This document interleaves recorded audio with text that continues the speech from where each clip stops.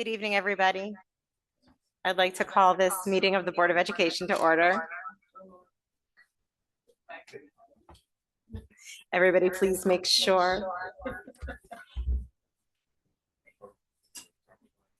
It's Dr. Morton. I don't mean to tell on him, but I am. Welcome, everybody, to this meeting of the Board of Education. Mr. Schimpf, can you please call the roll? Mr. Fain? Here. Ms. Cummings? Here. Dr. Dreisen? Here. Mr. Greenbaum? Here. Ms. Manzano? Here. Ms. Stern? Here. Ms. Winters? Here. Thank you. Public notice of this meeting pursuant to the Open Public Meetings Act has been given by the Board Secretary on April 9, 2026 in the following manner. Posted notice on the school bulletin board at the administration building, posted on the board's official website, transmitted to the clerk of Cherry Hill Township. Please rise and join me in saying the Pledge of Allegiance. I pledge allegiance to the flag of the United States of America and to the republic for which it stands, one nation, under God, indivisible, with liberty and justice for all.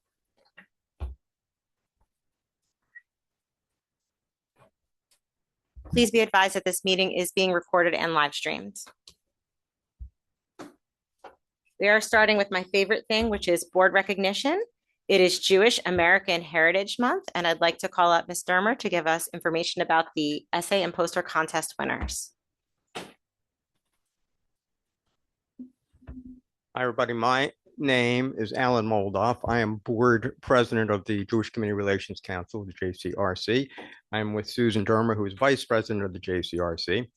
For those of you who don't know, the JCRC is an agency of the Jewish Federation whose, I guess, twin goal, or one of its twin goals, is to help advocate for Jewish interest and at the same time to help promote good community relations with our neighbors. I want to thank the school board for giving us the opportunity tonight to give out some awards. As you mentioned, this is Jewish American Heritage Month. It's the 250th anniversary of this country, the liberty and freedom of this country. And so we put out a contest for the community in which we ask students from this community and other communities to write essays on a Jewish American who they may have learned about, read about, who inspired them in one way or another. So we have the award, and many of the awardees are here. And again, I want to thank the board for giving us this opportunity. And Susan Dermer will present the awards. Thank you very much. Good evening. When I call your name, can you please, if you could please rise and come up to the podium. All right, we're going to start with our 3rd to 5th grade students. Clark Stell from Thomas Paine.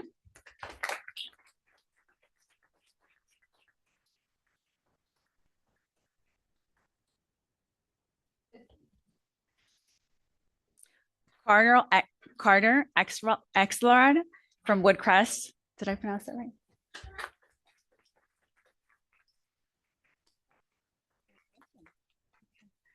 Now, on to our 6th to 8th grade nominees, participants.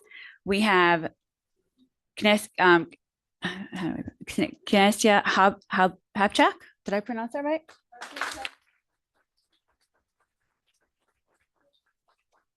Benjamin Seidman from 6th grade. Beth.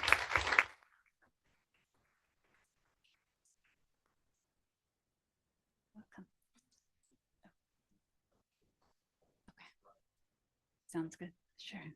And then Maya Yaneskev, Rosa, 6th grade.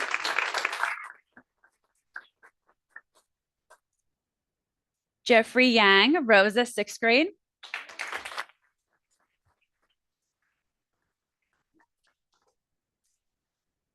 Maya Lagan.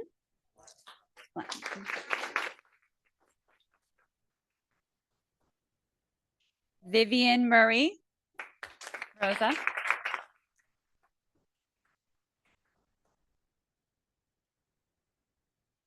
Luke Lightstone, 8th grade, back.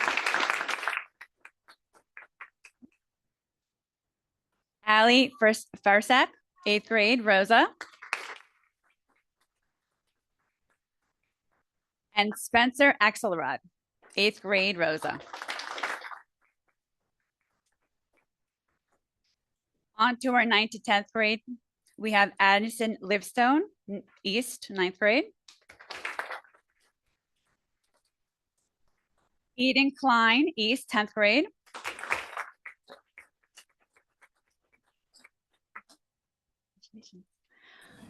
Valerie Herman, East, 11th grade.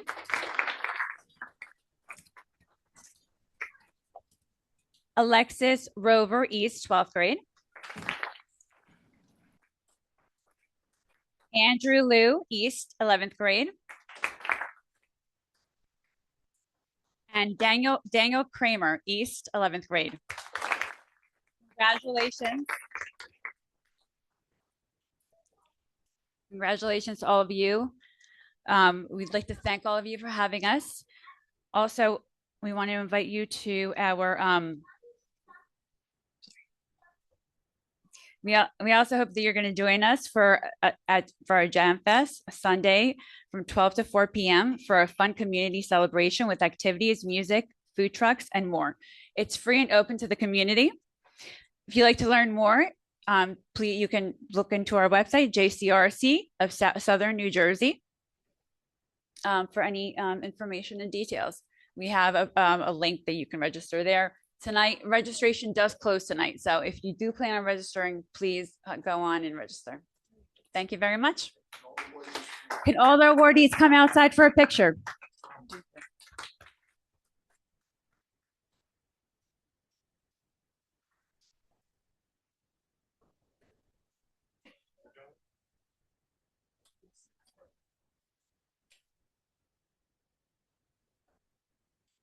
Congratulations to everybody. Thanks for being here tonight.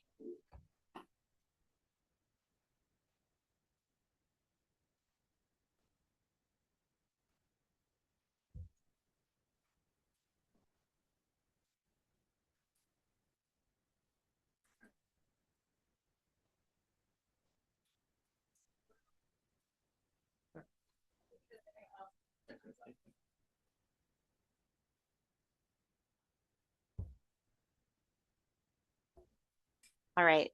I see next on our agenda student reps, but I think you guys are actually next time.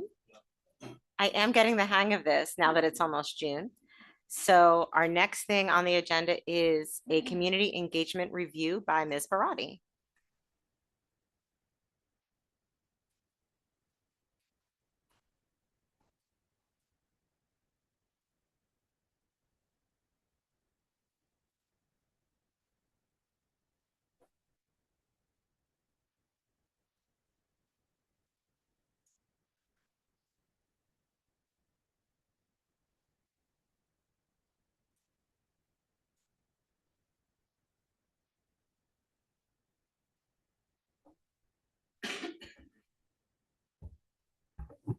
Hello. Okay. Hi. Happy Tuesday. All right, we'll get started. Today, I'm just kind of highlighting. Last time I made a presentation to the Board of Education was December. So this is kind of an overview of not just the entire school year, because it's hard to believe we're almost done, but also highlighting the last 6 months.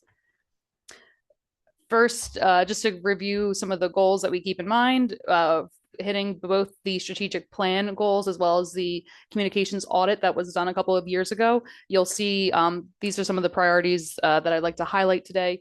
And a lot of the goals from the communications audit, they're actually pretty similar to this. So it was easy to follow both throughout the past couple of months. Some of the highlights include creating educational materials to inform the community of the budgeting process, as with the Budget Clarity Hub, and district milestones that will have been highlighted everywhere throughout the past year, and boosting workplace recognition specifically. That's coming up now with the newly rolled out this year Superintendent Spotlight. With the communications audit, that's something that I'm continuously reviewing throughout the year. Here are several action steps. There's been quite a few that we've been able to cross off the list. Most specifically, a huge one was the development and the rollout of the new district website that was done last year. So these are, again, some of the action steps that come from that audit that again matched it. One of the biggest action steps that I always keep in mind with everything that we do is just making sure that information is easier to consume for all of our stakeholders. Here's an example of some of the informational resources that we have rolled out this year. The Budget Clarity Hub, as you know, it was pretty much published everywhere I could find it, on our website, social media, all of our principal SMORs, as well as our CHIPS Weekly. Elementary enrollment balancing was another big information resource that, after hearing from the public and hearing feedback from students, staff, parents, these were two big categories that we wanted to make sure we had transparent information, easy to access information. Most importantly, these two buttons have been living on the homepage since we started talking about them. The other two informational resources I do want to point out as well. We have the ChipSpot, the new AI chatbot, and I know some questions about this when it first rolled out. The AI chatbot pulls things specifically from the district website. I will give you an example. I can see the question. Somebody asked, why are bananas yellow, or why is lettuce green, or something like that. And they weren't able to answer that question because it's not available on our website. When they ask what's for lunch today, they can find that. So it is working.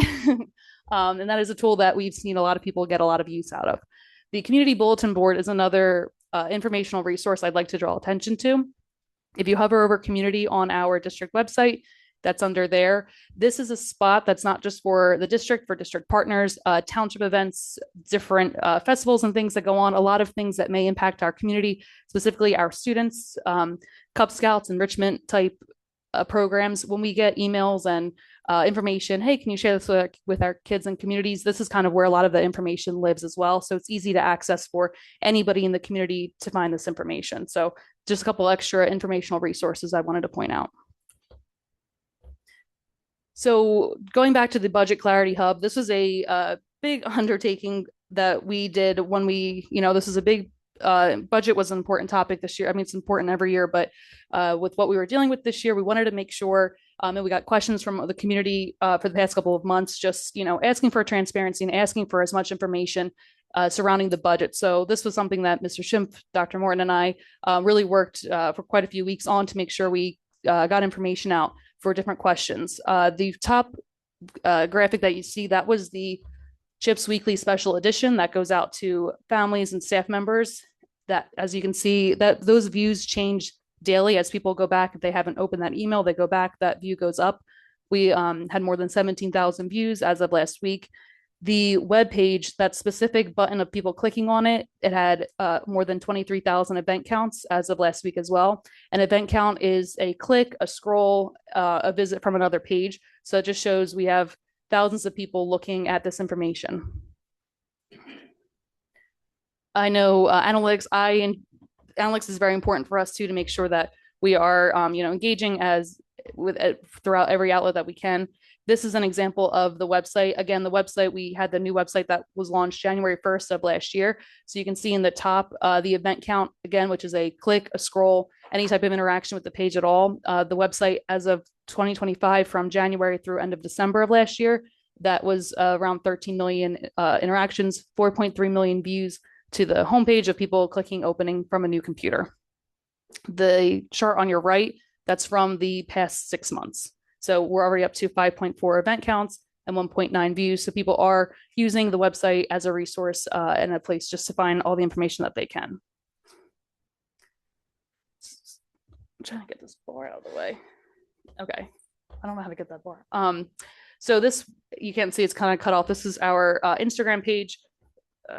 I'm sorry, I skipped one. This is Facebook. Can you get rid of it? Oh, thank you. I don't have that on my end. Nope. Sorry.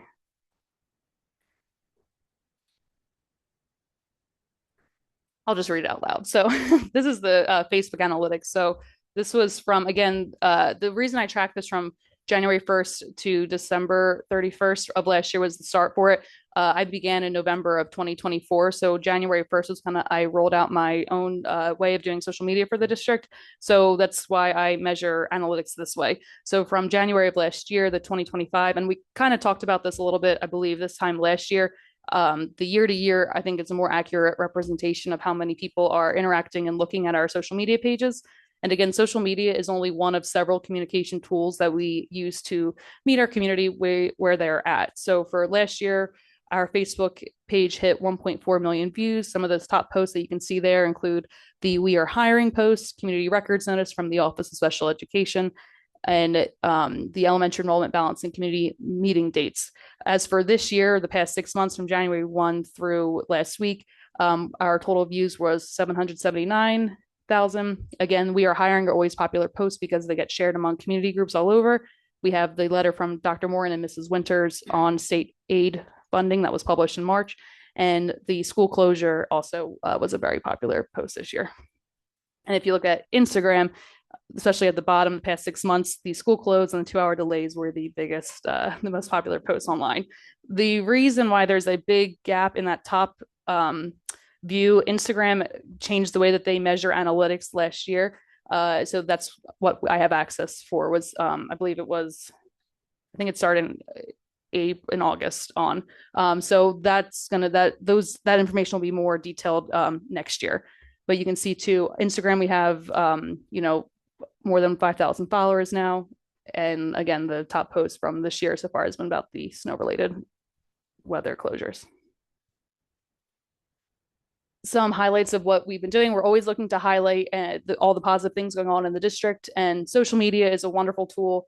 Chips Weekly is a great tool, but sometimes it only captures a very, very small snapshot of what's going on around our district. So we have 19 schools. We have a lot to highlight. I try my best to make sure we're highlighting and showing all the wonderful things going on in all of our schools. But I can't fly yet, so stay tuned.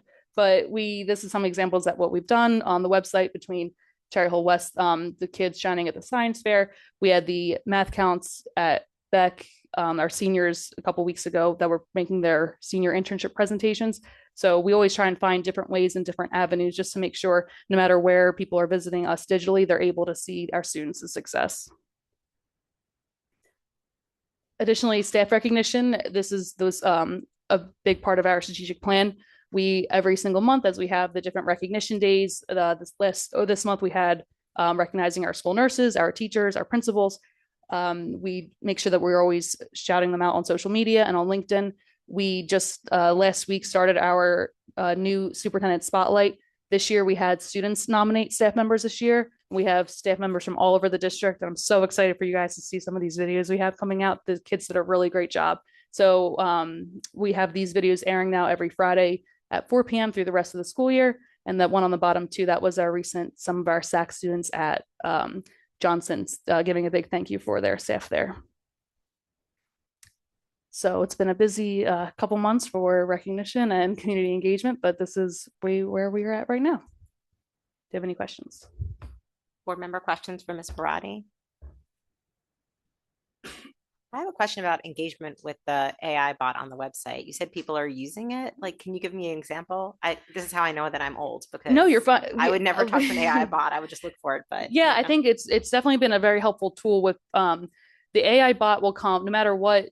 If you're on a school page or if you're on the main district page, the AI bot still comes up. So we kind of, on our end, we're able to kind of flip through and see what kids at Payne are saying, what kids at, I assume that they're kids based on some of the questions, but adults might be too.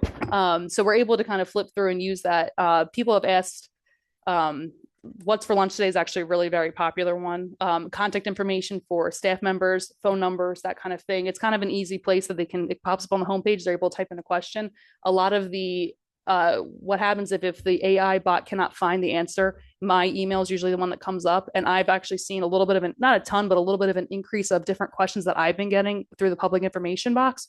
I had one yesterday. A parent was asking about how can I get some spirit gear for my school. So there's definitely, it's helping connect not just via the website with the AI bot, but helping people also, if they don't get the answer, they can go right to me and I can help answer it as well. Calendar, also a lot of people looking for the calendar. So it's really, there's a lot. That's really cool. Thank you so much. Any other board member questions for Ms. Barati? Right, well, thank you so much. I'm looking forward to seeing all the superintendent spotlights. Those are always really fun. I'm excited for you guys to see them. Thank you.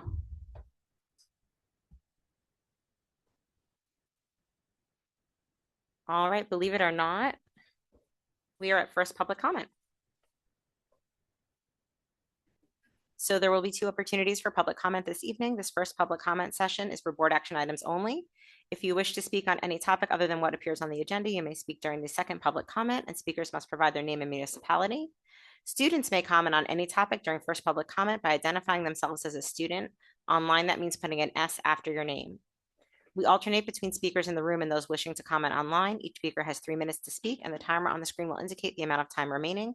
All statements, questions, and comments should be addressed to the chair, and your inquiry may or may not be addressed by administration at the close of the session.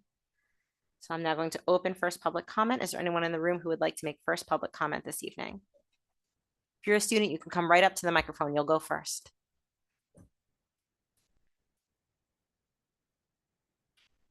Hello, my name is Kiara Apostoli. I'm a fourth grader from Kingston Elementary School.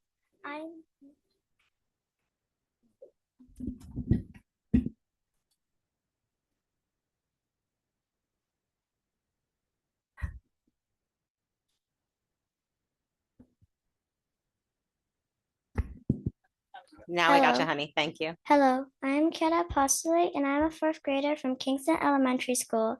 I am here tonight to give a shout out to my principal, Dr. Marble. On Friday, our school found out that Dr. Marble would not be our principal next year.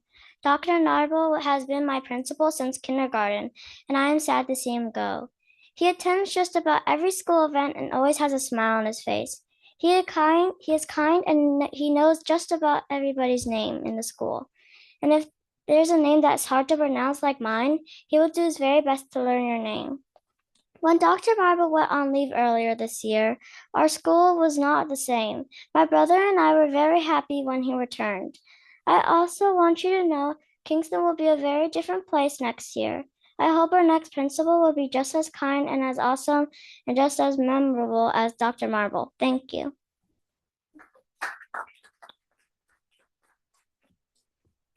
Thank you so much. And we think Dr. Marble's pretty great too.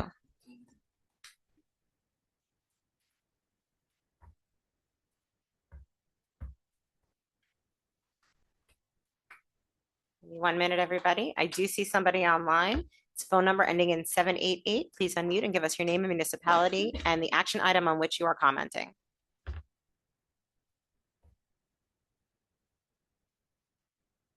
My name is Jeff Podowitz. I live in Charlotte, New Jersey. There is a resolution on 19.6 that you're voting on today. So, resolution approving extension of competitive contracts. Please vote no. Dr. All right. Podowitz, I don't think that's an action item tonight. That's in our board work session, so that'll be up for a vote in 2 weeks. Okay, then let's go to 26.4, food service management. That's 26.4. Food service management, appointment of food service management company. All right. Note: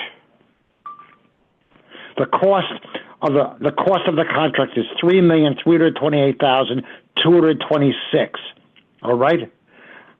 The money that we receive back from that contract is $275,000. We are talking about approximately a $3 million loss. That's $3 million. How come? All right. Between money collected from the students, because we collecting money? All right. And money we're collecting from state and federal government for the free and reduced lunch. All right. We should be receiving back a lot more than $275,000. Okay, I mean, that makes no sense to me that it's costing us $3 million. Well, what's the reason for that? In 2019, our administration made national news over a debt of $20,000. Not $3 million, $20,000. Please see the article from the New York Times. All right, first the tuna fish badge of shame. Next, banned from the prom, November 7th, 2019. It's important to look at that article. But now we're not talking about $20,000 of expense to the district. We're talking about $3 million. What is the reason for this? That's my question. Is it the state of New Jersey? Oh, they're not giving us money? They're not providing us with funds that we should be getting? Is it preschool? Because do we have to pay for preschool breakfast and snacks to preschool students? And if we have 1,000 preschool students, we're talking about maybe $20,000 a day or $100,000 a week for a 5-day week. And over a year, that could be $2.5 million for just 1,000 preschool students. What is the reason that we're incurring a loss of close to $3 million? It makes no sense now. Can you explain to us?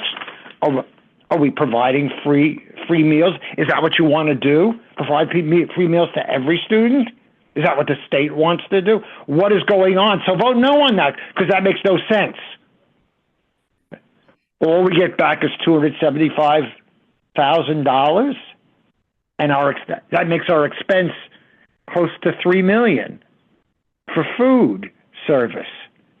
That's our expense totally for food service. Oh, we're not getting any money back. We're not being reimbursed. What is going on? Where is our money going? You know, think about how many teachers you can get from that. Just think about that. And look at that article. Thank you, Dr. Podowitz. Dr. Podowitz, thank you for your comment. Going back to the room, is there anyone else in the room who would like to make first public comment?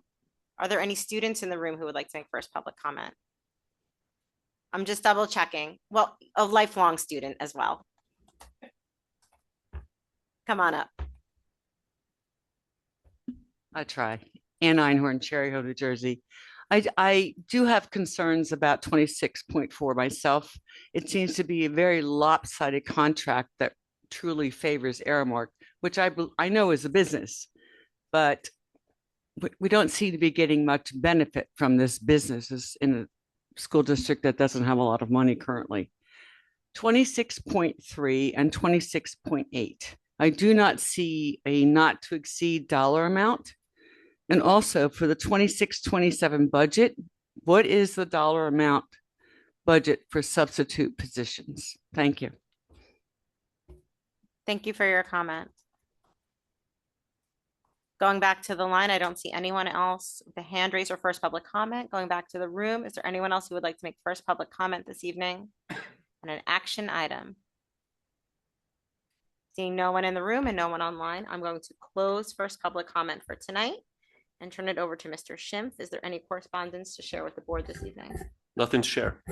Thank you so much. So we'll move on to superintendent's report. Dr. Morton, do you have any reports this evening? Yes, I do, Ms. Winters, and thank you for the opportunity to provide a few updates. I'd just like to start just by congratulating the winners of the Jewish American Heritage Month essay and poster contest. It's always wonderful to see the exuberance and enthusiasm of the kids as they are recognized. It's definitely a pleasure. Thank you to Ms. Barati for the great presentation as well.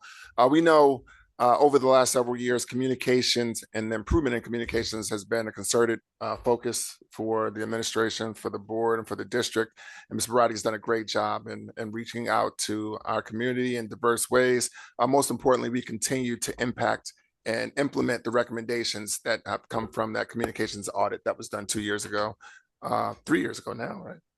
3 years ago, so now, but nonetheless, great job. Also want to just share our gratitude to our community for lending their voices and unity around fair funding as it relates to telling the Cherry Hill story. Please keep it up. Please keep advocating on behalf of the district. This week and last week, or actually the last couple of weeks, we've been immersed in testing, NJSLA testing at all levels. AP testing as well at the high school level as well. These gentlemen right here, their faces tell the story of what AP testing is all about. It's going great. Absolutely. Yes, and just one last update as well. Just May 25th will be closed for Memorial Day. We recognize, all of our servicemen and women who have made sacrifice on behalf of our country. Thank you. Thank you. Moving on to old business. Do any board members have old business this evening? I have old business this evening. I want to give an update to the community about fair funding and what happened between the budget meeting and tonight's meeting and what next steps are. So at our last meeting, which was the budget meeting, we had a lot of community feedback. There were almost 500 people between those attending online and those in the room interested in the budget. There was a lot of conversation, and the board asked the community to please advocate for Cherry Hill at the state level, because a lot of the problems that we see with the budget, a lot of the costs and concerns can't be solved here at the local school district level. There are things that are completely out of our control. So I want to say how proud and thankful I am to members of the community that they clearly understood the assignment and inundated Majority Leader Greenwald and Senator Beach and Assemblywoman Kane's offices with their passionate phone calls and emails. Your voices were definitely heard. When I went into the meeting at the Majority Leader's office that Friday after the budget, the first thing they said was, "We heard Cherry Hill." I do not think that the meeting would have been nearly as productive or effective if I didn't walk in without the community voices behind me. Because as we've said before, board members saying it, administration saying it, that's one thing. What legislators really care about is community voice. So you really moved the needle. And I can't thank you enough. The meeting was great. It was attended by me and other representatives of school districts from South Jersey. I was there representing Cherry Hill, but also from Board of Education. We had superintendents there from Eastern Regional. We had a superintendent from Washington Township. We had the business administrator from Collingswood and Oakland, and we had a board president from Pittman. And our fearless leader was Ms. Kelly Hinkle, who's the board president in Haddon Township. She's the organizer of all this, and I can't thank her enough for her leadership, because I think by pulling us all together, we were able to really make an impact. She sent something out to the group that I thought was really interesting. I had posited that I felt that part of the issue with the formula was regional, it had to do with South Jersey. She did the analysis. So in the state, only 28% of only 28 school districts, which is 5% across the state, received cuts in 24, 25, 25, 26, and 26, 27. Of the districts who received cuts the past 3 years, 57% of them were in South Jersey. So I continue to really think that a lot of this has to do with the geographic cost adjustment that's embedded in the formula. In other ways, the formula is skewed against South Jersey and what we need. So in the meeting, we talked about a lot of different things. We talked about short-term and long-term solutions to the problem. And we talked about a continual push for fair funding that will not just end with the budget, that will be a year-round push with a campaign in the fall for all the South Jersey districts to continue to move forward. So it was extremely productive. So that was that meeting. Coming up in the future, there will be a meeting on Monday that I will be attending along with Mr. Greenbaum, Mr. Schimpf, and Dr. Morton. That meeting is being put forward by Senator Beach, who is our senator, who also heard you very loud and clear. Thank you to all of you who called Senator Beach's office. We appreciate you. And the Commissioner of Education will also be in that meeting. So I am increasingly optimistic that we will see real action. The mood in the Majority Leader's office was something now and something later, and the later is not too much later. The later is a new funding formula by budget next year.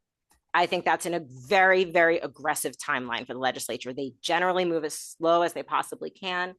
Funding formulas are really hard to do. They have never enacted a funding formula other than when they've been forced to by the court. And the current funding formula that we're all complaining about is the only one that's ever been found constitutional. It's a big hill to climb. But the good news is that I think with Cherry Hill being a third of the legislative district that we currently live in, the fact that Cherry Hill got loud really made the argument more salient for them and relevant and imminent. So just to anybody who's out there listening, keep it up.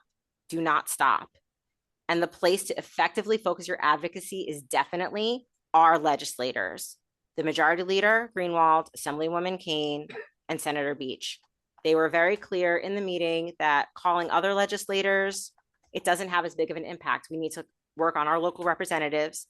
If there is legislation that's introduced that will benefit Cherry Hill, you will know, because I will give that information to Ms. Alana Yaras, she of the Fair Funding, to blast that out. If there's legislation that would impact us in a positive way, that we would want to support here from Cherry Hill.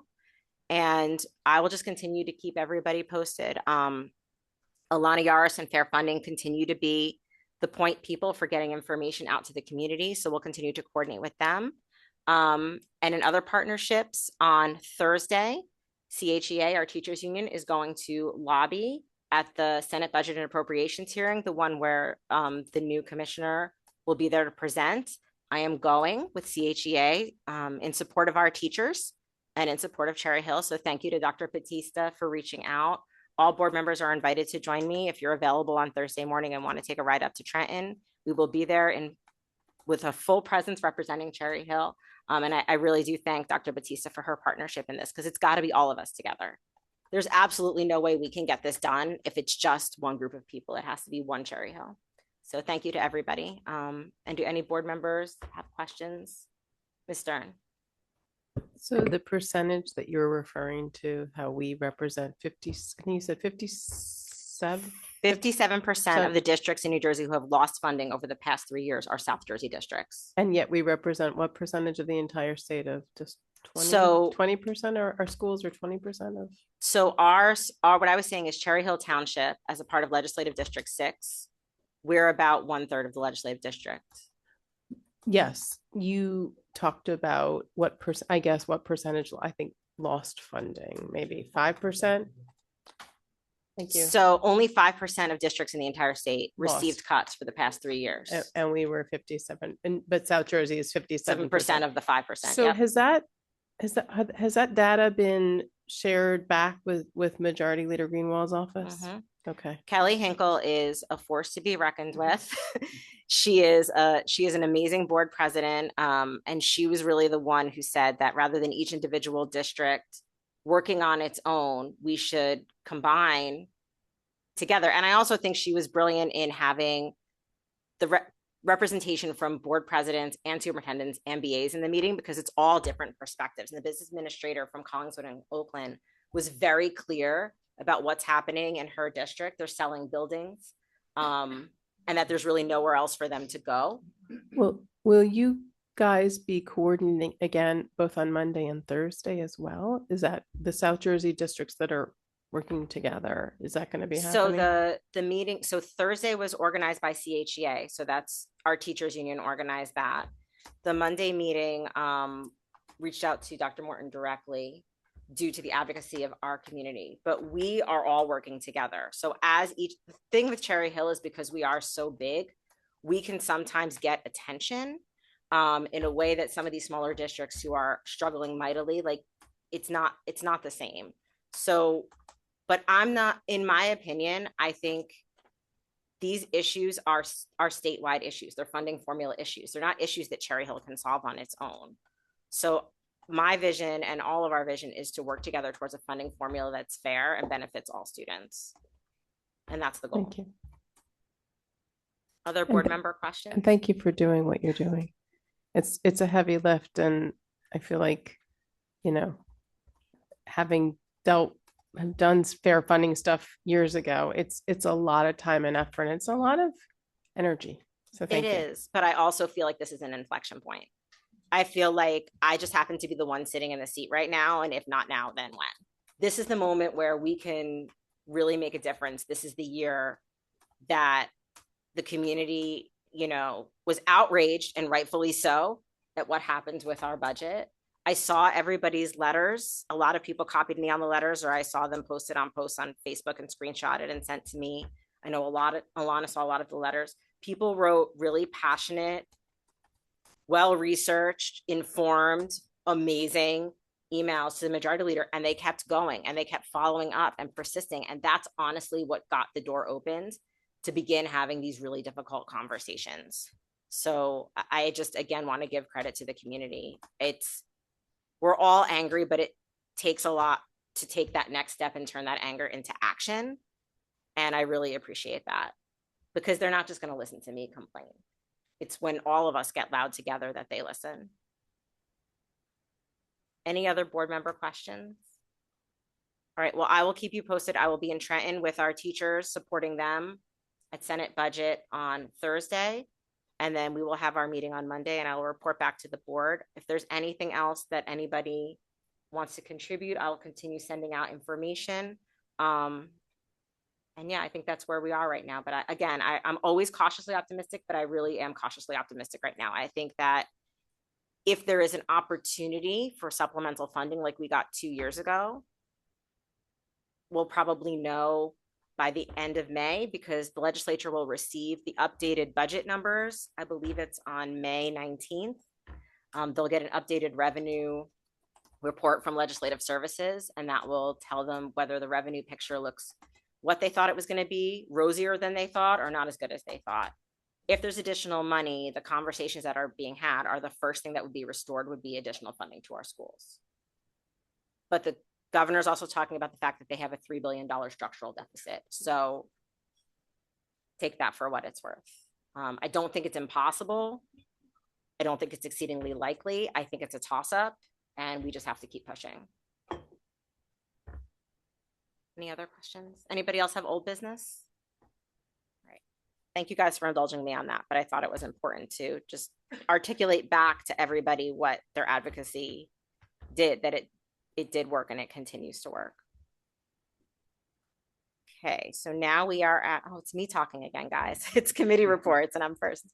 We're now in our board work session, so this will be report outs from and discussion from all the committees. So CNI committee met, and thank you to Ms. Staffen for her thorough report as always. May 4th at 7 p.m. There are basically two halves to the meeting. The first half of the meeting was Mr. Guy presenting on warm demander pedagogy as a culturally responsive practice, which was fascinating. It aligns with priority 3 of our strategic plan about serving our students. And Mr. Is there a guy here? No. He's online. Hi, Mr. Guy, you're online. You can interrupt me if I get it all wrong. But really it was about culturally responsive teaching and working with students to help them get what they need in order to achieve, and to especially work with students who are having challenges in the classroom, and the way that staff and administrators can build that rapport and trust with them and understanding of the needs that the students have in order to help them be more successful in the classroom. Do any committee members have anything they want to talk about with respect to that presentation or the following discussion? See anything? Do any other board members have questions about it? Mr. Guy did a fabulous job. And just so everybody knows, the full presentations are on the district website. If you click under board presentations in May, all of our presentations are posted so everybody can see them. So if there's no questions about that, the second half of the meeting was the benchmark marking period 3 data, which was given to us by the CNI team. And I highly, highly recommend everybody who's interested in academic achievement in the district to take a look, because I think there's a lot of people say a lot of things about what's going on in the district, but the numbers don't lie and they tell a wonderful story. I was especially impressed with our data around social studies. It was excellent. Our ELA data looks great. Our science data looks wonderful. And I'm really hoping that the scores that we see on our science benchmarks then become reflected in our science NJSLA, because that's something I know that we're working towards. The one thing that the committee continues to ask about is math, which is not just a Cherry Hill problem, but it's been a nationwide problem, especially since the pandemic. And the questions that we asked were around, Ms. Staffen presented the way that the coaches are working with the data to work with our teachers to help our students. And the committee's questions were more around, well, when is that happening in the building? Is there ways that we can make sure that all of this good work that's being done by our coaches and the CNI staff and with our teachers are impacting the students that need help? So that was kind of that discussion in the meeting. Ms. Staffen, do you want to add anything, or do any other committee members have anything? Ms. Sherfain? I think it's just worth noting that we also discussed the changes in the middle schools and everything that went into that. And just as a follow-up, that we haven't stopped the discussion on that. I think it's just worth noting that we did have a discussion on the middle school, the junior high model and how that's going. And, we just discussed some options to try to give the teachers some more, more space with each other to help some of the trends that we're seeing in math and things like that. But the district committees are actively working that. And I believe Ms. Staffen was saying they're looking at how things work at a high school level and seeing how they can kind of mimic that at the middle level to be a little bit more successful with getting the teachers that time. Yeah, definitely. I think that the change to the junior high model this year was definitely, it's different, and that's different is always hard. Change is challenging. And I think that this is only the first year of implementation, so we continue to look at it and see where we can adjust as needed to make sure that our students are getting what they need. Anything else from other committee members?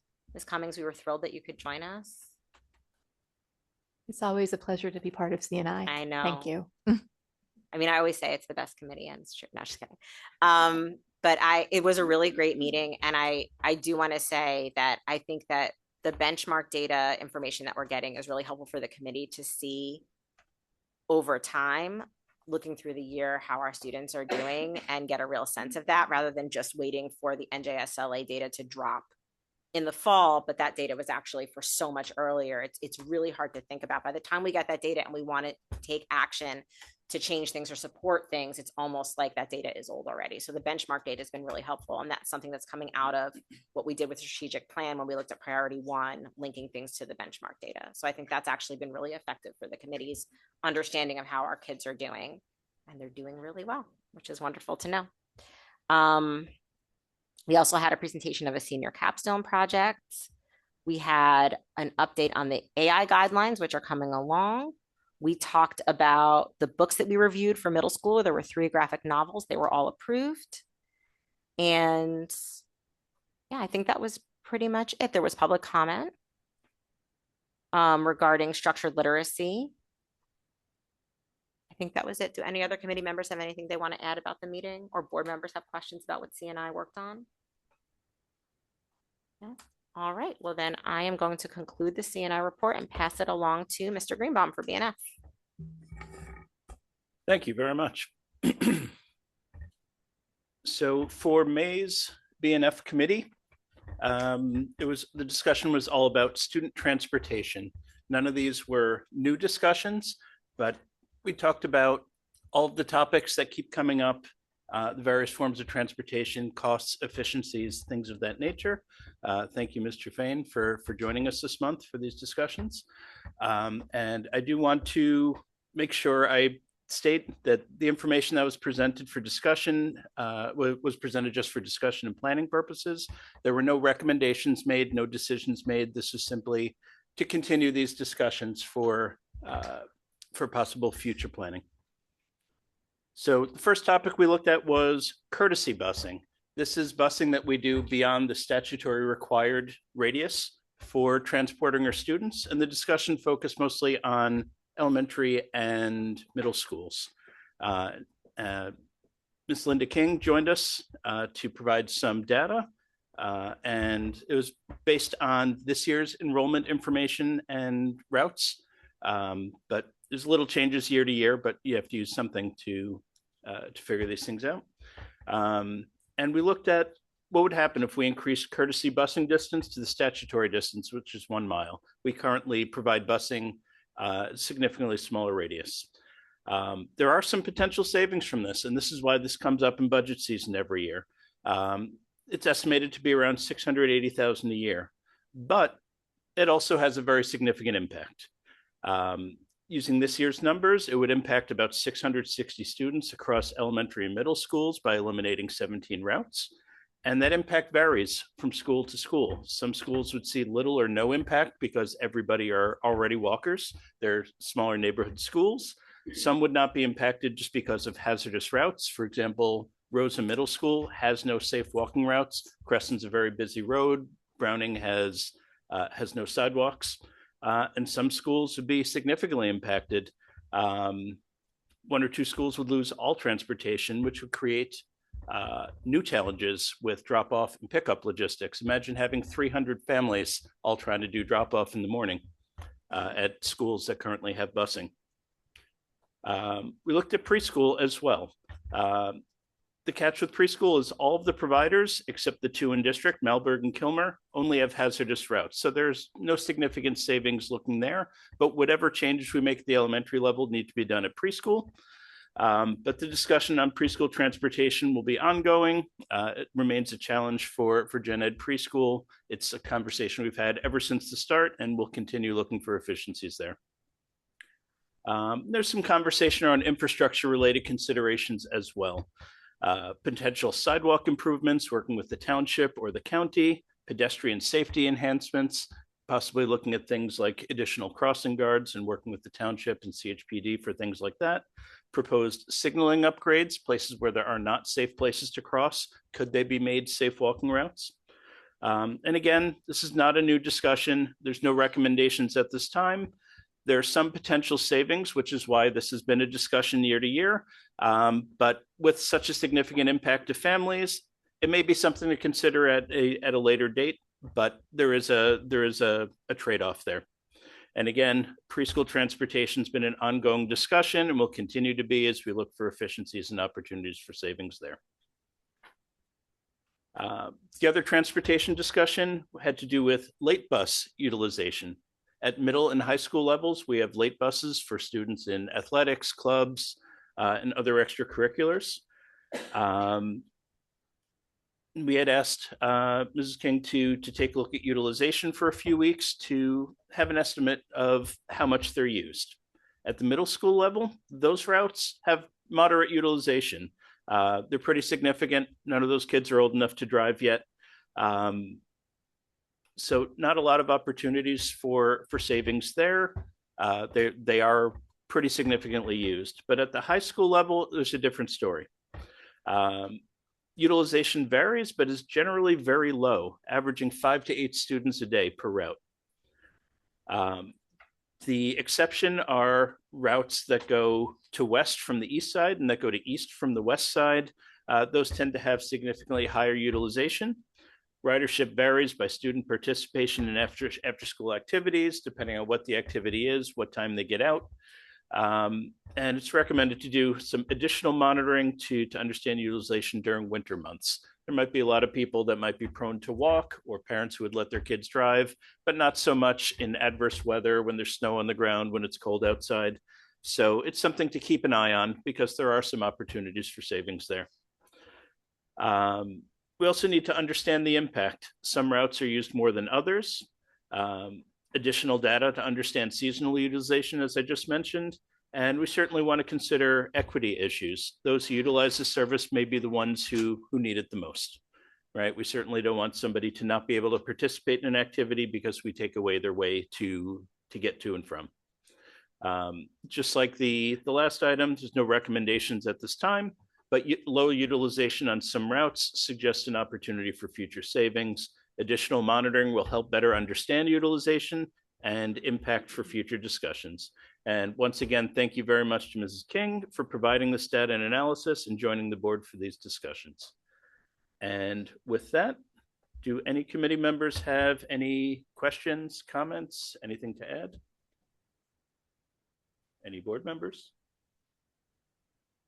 Okay, thank you very much. Means you did a great job. Moving on to HR, Ms. Stern. Well, typically we can't talk very much about what we talk about in HR because of their personnel issues. But I am happy to talk about the job description that is on our agenda tonight. When we met in HR, we actually had our Director of Special Education, Ms. Mallory, come in, and she talked about a proposed position, this job description, that she wanted us to understand why would we even consider adding one position in a year where for the next school year where we are, dealing with all the budget challenges and some position, challenges to the number of positions we have. And so she talked pretty in depth about the position. This is a transition coach. So that is someone whose job is that it would be a teacher level position.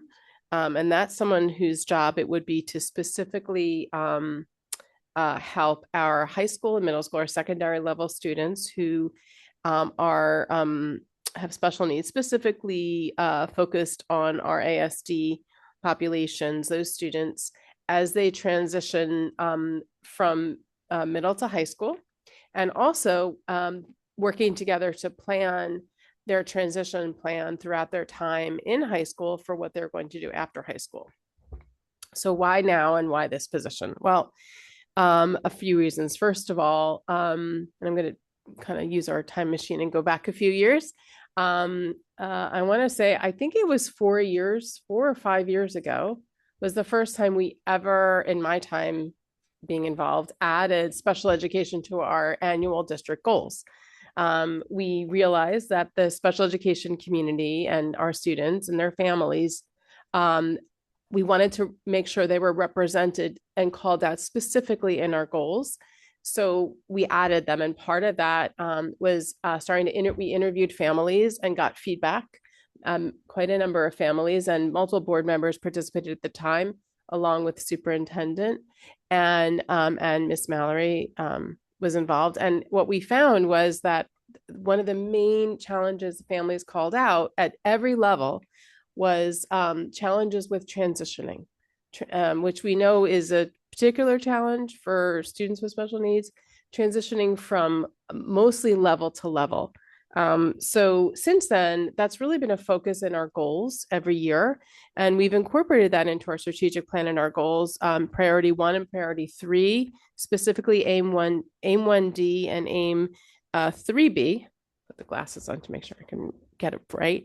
Those are focused on expanding inclusion opportunities and least restrictive environment for our students with special needs, as well as our overarching goals about experiential learning and post-secondary experiences. So this job position would focus on all of those. And why now? Well, as we've expanded, as our special ed community has continued to ask, having local programs for our own students rather than as much movement from, across town, different schools, we have tried to put as many programs and as many local schools as possible. So what that has meant specifically for our autism,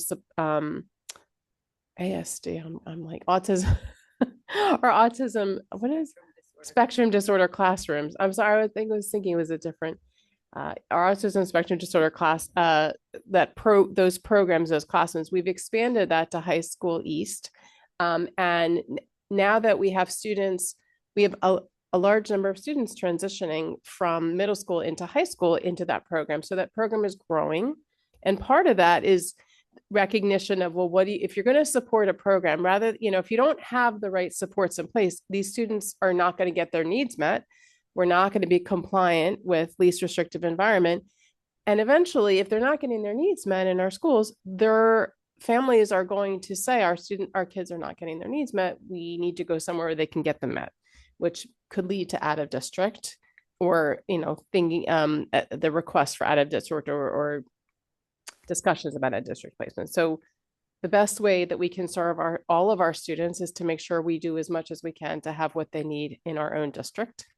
So this position specifically is intended to kind of bridge that gap. We have that link from helping with transitions and also help from, again, middle school to high school and then beyond high school, and making sure we are providing a very appropriately required, well-rounded program for these students. So very long-winded explanation for why we are adding a position, but I think it deserves the attention for a number of reasons. First of all, it is absolutely part of our strategic plan. It's absolutely our commitment to our students with special needs and their families in our district to provide what they need, and to do so in a very fiscally responsible way. And adding one position to support all of these students is the way that we're going to do that. So that is what that's about. That was a big part of our discussion. We also discussed in the meeting a few other personnel topics, as you can imagine, which I cannot go into because they are confidential.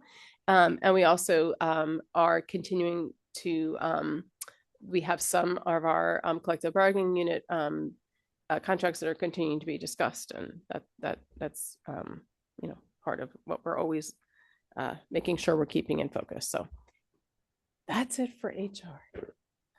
Mrs. Lieber, did I leave anything out? Too much, too little. Okay, perfect. All right. Members who were in the committee meeting, any input, anything to add, questions, comments? Okay, other board members who were not in the committee meeting, any questions, comments? Okay, there we go. Thank you. And now I'm going to turn it back to Mr. Greenbaum for P&L tonight because Ms. Palmer can't be with us. Thank you. Ms. Palmer's out sick this evening, so I'll provide the report out for P&L. It was a pretty short meeting this month. We only had a few topics to cover. The first item was, once again, first reading of policy 2363, student use of wireless communication devices. This is our student cell phone policy. This will remain on first reading at least another month. We're waiting for guidance from Strauss-Esme about how the state's new law on cell phone use in schools what that would look like. And we received guidance from Strauss-Esme, who we get our policy guidance from, and there's a discrepancy in the legislation between the legislation and the intent of the law. Apparently, it's supposed to be a lot more like our existing policy, which is not necessarily start to finish, but just not during classroom time, unless it's part of the classroom experience. So for now, the existing district policy appears to be closely aligned with the original intent. We're going to wait for further guidance from Strauss-Esme, and the committee will discuss further in June and likely move forward with recommendations for minor changes to streamline the existing policy. There's also first reading of policy 2340, which has to do with field trips. There's a minor change having to do with adding an additional stakeholder for who evaluates field trips prior to approval to include the school nurse. This aligns with existing district practices. Our school nurses are already highly involved in field trip planning, particularly with medication management. This is a change that just made sense and just a minor change that aligns with what the district already does. There are two topics for future discussion. One has to do with going through board bylaws, which fall under district policy, looking at any bylaws that aren't already on the annual update list. It's just good practice to regularly review and update as needed. So we could look forward to some of these discussions summer of 2026. The bylaws will go through P&L first and then be referred to governance for further review. And then lastly, technology, use of technology and associated policies in June. It'll be a very timely discussion. Conversations are happening a lot in the news. Other districts are starting to look at this. So in June, we plan to begin work on policies around technology in the classroom. This will include discussions of time on devices, appropriate use of technology at various levels of education, pre-K through high school, and managing access to websites and applications.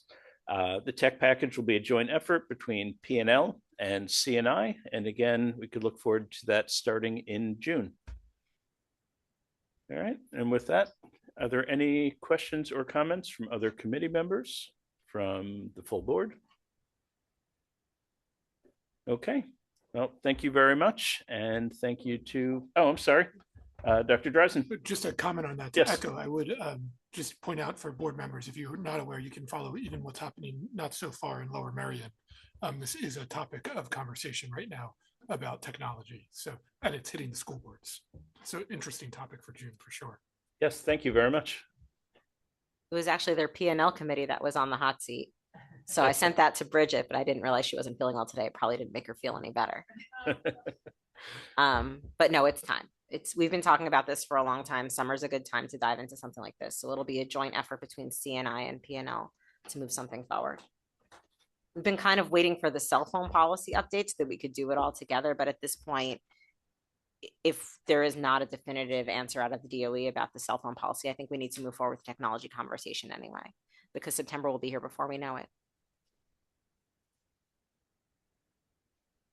All right, governance. Any report from governance this evening? We have not met since the last meeting. Okay. And additional committee and delegate reports. These are committees that are ad hoc committees, or if you attended something as a representative of the board. Ms. Sherfain. So just an update on elementary rebalancing. We met this week for what will potentially be the last meeting for, at least the foreseeable future. We revisited the discussion, I think 2 meetings ago, or maybe even last meeting. We requested some additional information from Dr. Morton, in which he provided for us to review proactively for this meeting. And we looked through some of the numbers of the students, particularly we were focused on Barton, but because the original recommendation was for building classrooms at Barton. So we wanted to revisit what the numbers look like for those students that are being sent, that should be going to Barton, that were being sent other places in the district. So we combed through some of those numbers. Another thing that we had asked Dr. Morton was to touch base with the township on some of the new housing units that are being built. And based off of that information, the new recommendation to pause building on Barton until we have a better understanding of what is going to who will be in those units in the future. That was pretty much the bulk of our conversation. So the new units over in the Woodcrest area, I forget the name of that structure that was built, but the new units over there are not seeing an uptick in children coming into the district. So the thought is now, as the committee discussed this with Dr. Morton and Mr. Guy, it would be the recommendation to wait to see if there is an influx of children coming into those. So particularly, they're also the timeline from the district that was originally given to us is no longer the timeline. Specifically, that if I have these correct, the Hampton Road build is not going to be live until this December, I believe you said, to the end of this year. Like winter 26, 27, and then the 3 executive campus, which that is a 3-year. We're 3 years out from that. So there's still a lot to be understood and determined by what is going to be, what those housing units will be utilized for, and the types of families, potential people or families moving into that. So we kind of dissected that recommendation to pause. We also discussed the impact of spending that money that we have from the bond interest on this project. And we discussed that it would probably be in our best interest to hold on to that for, to see what we would potentially need that for in the future. I think, yeah, so we're not seeing the urgency that we originally understood for building at Barton. Also, after dissecting those numbers that were given to us, it did not look like that would alleviate that need indefinitely with building onto Barton. So ultimately, we as a committee came to the decision that we would move forward with Dr. Morton's recommendation to pause right now for building onto Barton. And we are anticipating no longer needing to meet, at least for now, and then revisiting this after the new year if new board leadership determines that we need to re-up this committee or once we start getting some data of who is moving into those housing units, we can revisit the discussion at that point in time. So I don't know if any other committee members have anything to add. Does anybody, non-committee members, have any questions? Yes, Mr. Greenbaum. If you'll indulge me for a moment, one of the things that I wanted to share, because we've had this discussion very piecemeal, and one of the things Dr. Morton shared with the board was just kind of a more complete picture of the different recommendations that were made and considered. I want to take just a moment to share just a few very brief items. One of the things that was initially looked at was redrawing district lines. And what was found through those analyses was it pushed everybody further east where the space was. And the problem with doing that is it disrupts a lot of people, sometimes taking them away from their neighborhood schools, pushing them to where there's room a little bit further east, and ultimately creates a lot more complications for transportation, increases transportation costs. And that's why that solution was not initially recommended. The recommendation to build at Barton was based not just on where the projected growth was, but where the challenges are now. Barton is bursting at the seams. all of the new housing units, I think 1,200 out of 1,700 are all projected to be enrolled at Barton. So that recommendation made sense to me, and I think to a lot of us, because it doesn't just solve a future problem, it solves a current challenge. As Mr. Fain said, one of the reasons for deferring the decision, and the main reason, is because now we're a couple of years into those projections, and as some of these housing units have come online, we can see that enrollment increases have not met those projected increases yet. They've been fairly minimal, but there's also a lot of housing units that haven't come online yet, particularly including affordable housing units, which are more likely to include families with more children, right? When you have a 2-bedroom luxury condo for $600,000, that's probably not going to include a family of 5. But when you have affordable units, more bedrooms, districted to some of these schools, that's where you're probably going to see more enrollment growth. Most of those have not been built yet, and that's why it made sense to wait a year and revisit. And I appreciate you giving me a moment just to share some of that. Like I said, all of these conversations have happened somewhere, but not in one central place. And I keep getting a lot of these questions every time I engage with the community. So I thought having something all in one place, just talking about where the recommendations were and why, made sense. You know, these decisions are always data driven and reflect community input, what the community valued and what enrollment data says we need to do. So thank you very much for chairing the committee, and I look forward to revisiting this next year. Yeah, thank you. Dr. Dreisen. Yeah, I appreciate your comments there, Mr. Greenbaum, because first, thank you to you and the committee, because a tremendous amount of work. I think this recommendation certainly makes sense. I do think it's important to recognize that if I'm sitting from the community's perspective, this is a bit of whiplash happening tonight, because I think we just need to recognize as a board, we communicated a sense of urgency with this, with a number of the town halls that you helped convene. And so I just think we as a board can just, try to identify whatever learning opportunities there are. I mean, certainly more data came out, and we're following, where the building plans are. But I think we should at least acknowledge that, I mean, this caused angst for the community as we discuss this, and it will cause angst again. And we just need to keep that in mind in our communications. Thank you. And I think it's also, that is the lesson to be learned, at least for myself in this too, is like I had mentioned. So just to clarify, which I think I was clear, but we are not going to be recommending anything for a vote at this time. And the committee itself will be on pause until further notice. But I think that it is important to recognize that if there is a sense of let's reopen this discussion later on, that we as a committee, or whoever will be on that committee at the time, will make sure that we're being very intentional about the direction of that conversation, given that we've had this experience. Anybody else? Okay, that's it. Thank you. Any other committee delegate reports? Ms. Stern. Yes, so just a special ed committee report.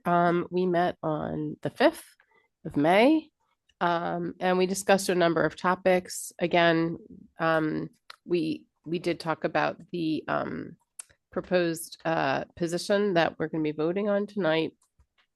We also talked about the importance of having all of our students continue to have, and our special ed students, again, access to kind of focusing on more help with developing their post-secondary plans. Sometimes people say, well, why do our administrators and our staff, why do they go to conferences? What do they get out of that? Besides a day out of district, well, Miss Mallory shared about her experience specifically at a conference, learning about a platform that she's now looking into that she believes can be leveraged to help us and our students have some with support and also self-guided exploration for post-secondary opportunities. And it's a very she's very always, Miss Mallory's always very budget conscious and fiscally responsible about it. So she said, it's a very extremely inexpensive. She said she, learned all about it, and she has been exploring it. So, she's really got her eye on that. And we talked also about this year we approved 2 new positions, or we had restructured positions for our director and supervisor and the guidance department. So we're hoping, those this will align really nicely with what we're trying to accomplish for all of our students, including our special education students, to really kind of support more, them and their families, and with staff guidance, preparing for post-secondary. We talked a little bit about an update for CPAG. Again, the district is not responsible specifically for CPAG. They're an independent parent organization, but we certainly want to partner with them and support their efforts in supporting families in the district. We talked about and had a very candid conversation about some of our areas in special education throughout our district where there are challenges. We refer to it as a heat map sometimes. Where's our heat map? Where are our hotspots? Where are we having challenges? What can we do to intervene? What can the board do to support the interventions that superintendent is recommending to ensure that we are supporting our special education students as much as we possibly can and providing for what they need? And we had some, very helpful updates. We talked specifically also about a topic that's been coming up a lot, which is classroom evacuations. When is that used? What are some of the best practices? What are some of the ways in which we see opportunities for improvement regarding evacuation? So we had a really, really good and robust conversation about that. And we also talked about, the incredible benefits of the level of expertise, especially in administration, that we have throughout the district in addressing our students with special needs and their families, those needs, and how kind of leaning into the best that we have, and leaning into their skills, and helping develop those areas as much as possible, because leadership at the district level, at the building level, really makes a difference when it comes to special education. And let me see, talked a little about data collection. We talked about, again, with the classroom evacuations, what are some of the areas that we could, not we, but really Dr. Morton will work with is working with Miss Mallory on just having some more, looking at it a little bit closer, making sure that we're doing, when we see some areas of challenge, how do we improve them? So we talked a little bit about how we did that with previously with the S12, we used to call it S12, with students who had challenges with their own safety or safety towards others. We had a really good committee that met several years ago with great input from building level folks and district level folks to improve that process. And we were talking about that regarding classroom evacuations. How could, similarly, how could we have that, improve? And I think I just wanted to clarify, Ms. Stern, the district transition coach is not up for a vote this evening. It's in our board work session. I'm sorry. Did I It's say cool. that was up for a vote? It's a first, right? This is our first read, our first. Right. Yeah. So Thank you. it's Thank you on for the- clarifying. I just didn't want people to be confused. So that's under board work session under HR for tonight. And then the vote will be at the next meeting, which is May 26th. I think I was thinking it was already May 26th. That might have been it. We all Thank want you. it to be Memorial Day weekend. I think my mind is a little too on Memorial Day weekend. Also, my sons will be home from college by that point, so I think I might be thinking about that. Yeah, thank you. Thank you for the clarification. And I think that was it. Anything else from our special education members who are present? Any comments, questions from board members at large? All right, I think I got everything. Miss Mallory's online. I don't know if Miss Mallory's anything to add. Not seeing any hands, so I guess. All right, I think that's everything. Thank you. Awesome. Thank you so much. Any other committee delegate reports? Anything you attended as a board member on behalf of the board? All right, seeing none, we're going to move on to our action agenda where we will vote this evening. We're going to start with CNI. Superintendent recommends, and I move the following agenda items 25.1 through 25.4 inclusive. Do I have a second? Mr. Fain, are there any questions on CNI this evening? Mr. Schimpf, please open the vote.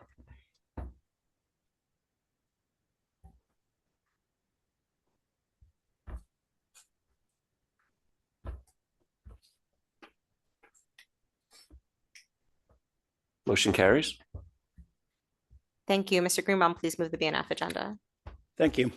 The superintendent recommends, and I move the following action agenda items 26.2 through 26.8 as presented. Do I have a second? Mr. Fain? Any questions or discussion? Yes, Mr. Fain. Mr. Greenbaum, or maybe Mr. Schimpf, would you be able to just explain a little bit about 26.4 and what we're looking at there and what each of those items mean? Sure. So this is just the renewal of the contract we have with Aramark, who provides food service throughout the district. So the numbers you see there on the type of contract we have with Aramark is the food service company provides a guarantee to the district, meaning they guarantee that throughout the operation of the year that we are to receive $257,000 to go into the net assets of that food service program. I'll also just add that all of the funds contained within this food service operation can only be used for exactly that, the food service operation. In addition to that, the food service operation, because it is subsidized at the state and federal level, can only maintain a fund balance up to 3.5 times what its average expenditures over the last 3.5 operating months. So any addition or proceeds above that would typically require or trigger something like reducing lunch prices, because it's not supposed to necessarily be profit making. It's just supposed to support the program. So the only other piece, I think what maybe some are getting confused with, is the total cost of the contract is what Aramark intends to fully spend, meaning the cost of all of their employees, the cost of the food, the cost of operating, essentially. So at the end of the day, the district is guaranteed a return of the 257, whereas Aramark will receive a management cost fee of that 237,375 for providing those services.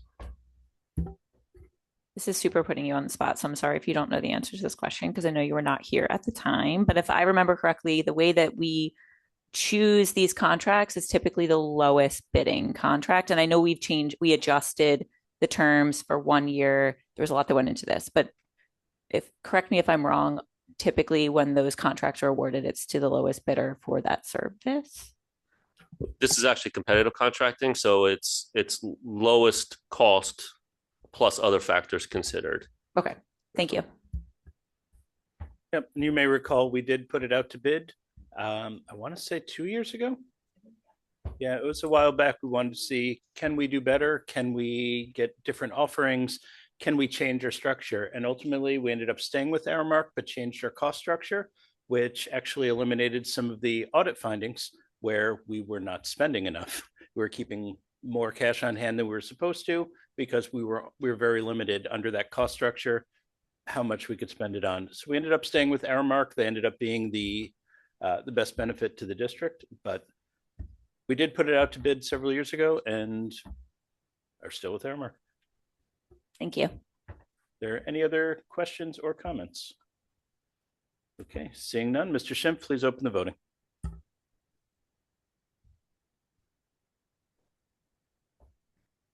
Mr. Schimpf, I need to abstain from the payment to Rutgers on bill list 1 due to a conflict of interest. Mr. Schimpf, I'm recusing myself from bill list 3, the payments to Cooper Health Systems. Mr. Schimpf, I'm going to recuse from bill list 3. There's a couple items on there to avoid a conflict of interest. I'll recuse from the entire bill list. 3, yes, but we still. I was just that single payment to Cooper Health Systems.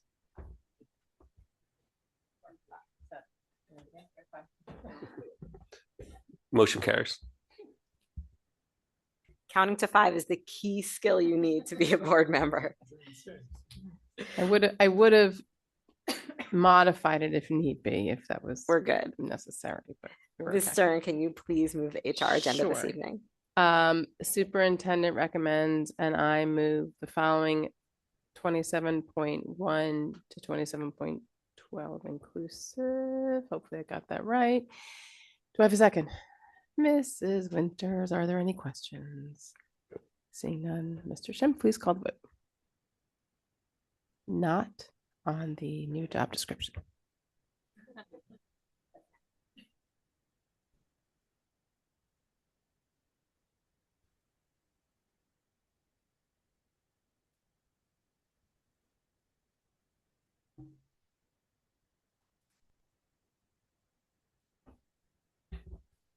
Motion carries.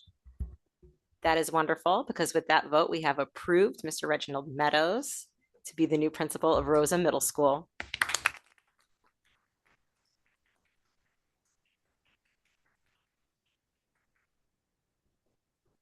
Yes, we're going to ask Mr. Meadows to come up to the microphone to share a few words. And as he makes his way up, just to tell you a little bit about this extraordinary gentleman here. For the past couple decades, he served the Pennsbury High School community in the past 5 years as campus principal. Prior to that, 5 years as co-principal at Pennsbury High. He was an assistant principal for 11 years at Pennsbury High, social studies teacher at Pennsbury High, and also at Absegami High School for about 8 years or so. Graduate of TCNJ, and also a graduate of Rider University as well.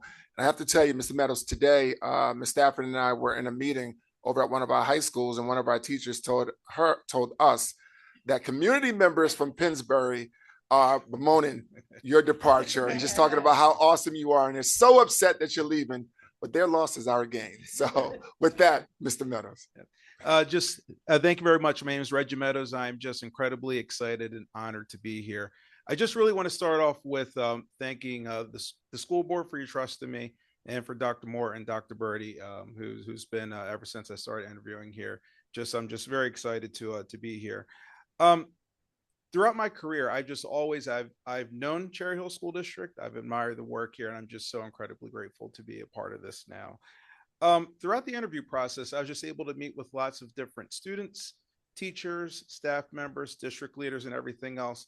And really, they have the same passion for education that I do. And it just became very evident this was a natural fit, just in terms of professionally and personally. So just something that really connected as I started to go through.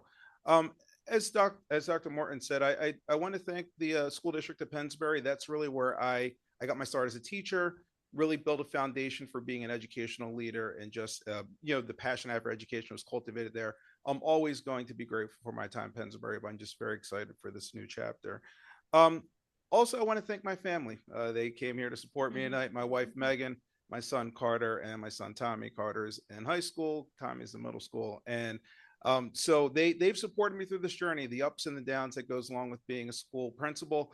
They really supported me, even sitting through their first school board meeting. So that's true love there. But overall, I'm just excited to get started. I'm excited to learn from the Cherry Hill community and just become a part of the Rosa Middle School community, just getting to know the students, the staff, and the parents. So I just cannot wait to get started in July. And just thank you again for this opportunity, and not going to let you down.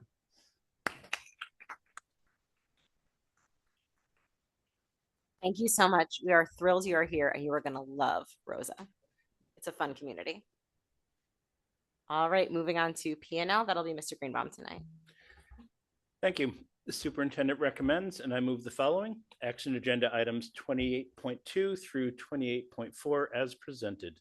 Do I have a second? Ms. Stern. Any discussion or questions?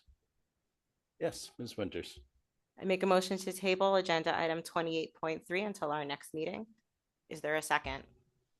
Ms. Manzano, all those in favor of tabling item 28.3 to the next meeting? It's unanimous. The item is tabled. Thank you. Any other questions, comments, discussion? Seeing none, Mr. Schimpf, please open the voting for items 28.2 and 28.4.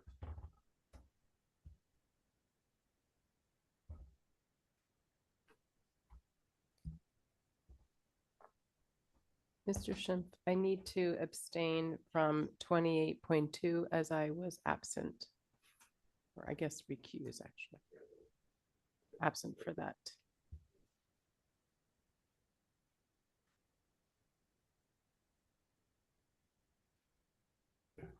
Motion carries. Thank you. Nothing under governance this evening. So we are going to move on to new business. Is there any new business for the board to consider? Ms. Sherfain? So it's going to wait because Ms. Palmer is not here tonight, but being inspired by all of this discussion that we're having about needs in the special education community and the new job description that we are considering.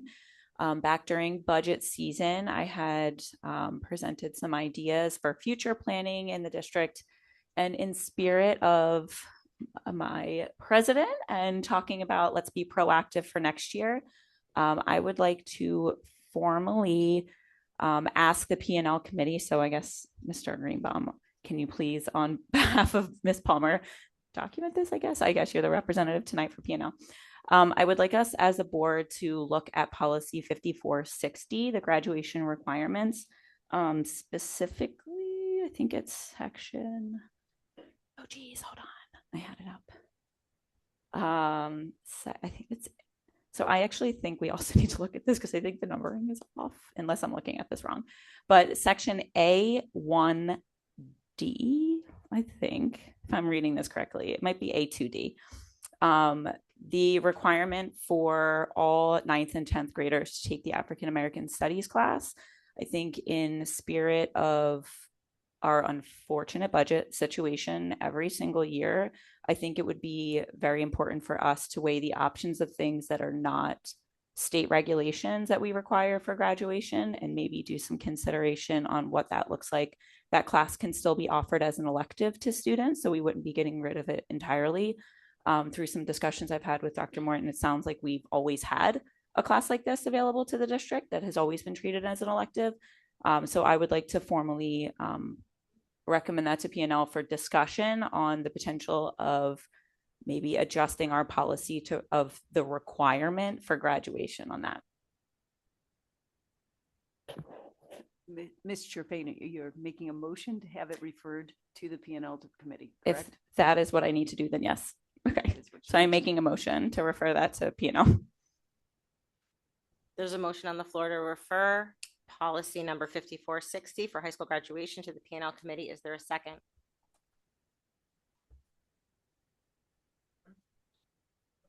Clarification. Sure. Do these things require motions? Because I've requested topics go to P&L before and we haven't done motions like this. So this is a specific policy for a specific purpose. So I think there's a general conversations that matters go to a P&L committee. Ms. Sherfain has a specific question that she wants the P&L committee to consider. Sure. So this is just a motion requesting that P&L consider a topic that a board member is interested in? That the policy specifically be referred to P&L for investigation and action if necessary. Sure. So I'll second that.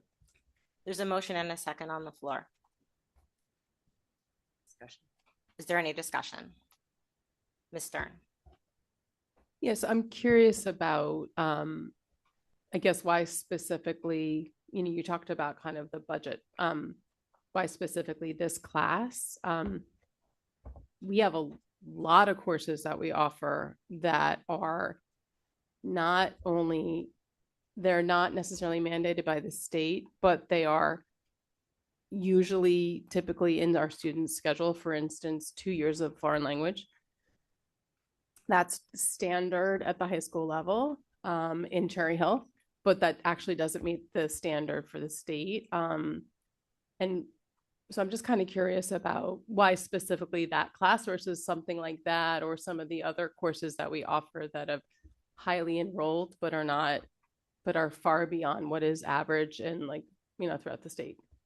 Sure. So my reasoning for questioning that class comes entirely for, I believe the figure, I guess if you're going to ask specific to the world language, I don't know enough to speak to the world language requirement, to be honest. But in my understanding of what's in this policy, which is why I like to open it for discussion and even maybe attend the P&L committee if it's going to there, is to better understand how, like, the data that we're seeing and the impact that has on students. If we're this year cutting teachers and certain programmatic requirements, that seems to me to be the only requirement in this policy that's limiting the district to make decisions on that programming. So when we're talking about adding crucial positions that are going to directly impact, because we've seen, you said the increase in special education, or I guess specific to the autism spectrum disorder program, there's an increased need there. And clearly, I'm sure there's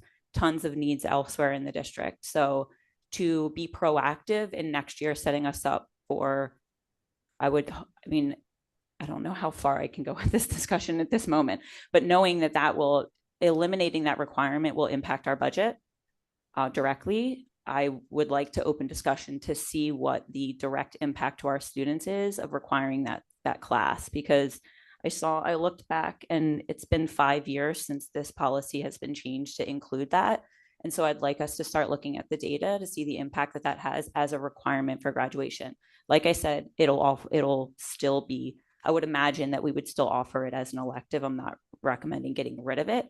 I'm just asking if we can look at the direct impact to students on making that a requirement for graduation. Because when I look at this policy, it seems like, I don't know, maybe half of this policy is not a state requirement. So maybe I will learn something too. But to my understanding, we don't have any data to show the direct impact on the students. And knowing that we have high needs elsewhere, that we might need to add position. Well, we will need, because we're about to do it next meeting, to add positions, then I'd like to at least start the discussion. Dr. Dreisen. Yeah, two things. First, I would echo Ms. Stern's comment. I would just broaden the aperture of the P&L requests just to review the graduation requirements and see for anything that's not required by the state, just to see what the cost savings might be. And that leads to the second, because it sounds like that's where you're going with it. Like, I wonder if this needs to be paired with B&F as well, though, if it's not just P&L, because we just are trying to identify in a tight budgetary environment what the options are. So I agree to not make it specific to one class, but just look at graduation requirements overall and what is Cherry Hill choosing to do differently, and maybe rightly so, but just know what the cost is of that choice. So that would be my suggestion. Any other board member discussion? Ms. Stern. Yeah, it sounds to me more like actually this belongs more in CNI, because if we're talking about like the impact of the learning and the courses we offer, I think that's I would think that's more of a CNI. And I think there are a lot of courses we offer. For instance, multivariable calculus, right? We offer multivariable calculus. There are very few. We are in the minority in the state to offer that. We are proud of that class. We offer that to students who want to be very challenged mathematically.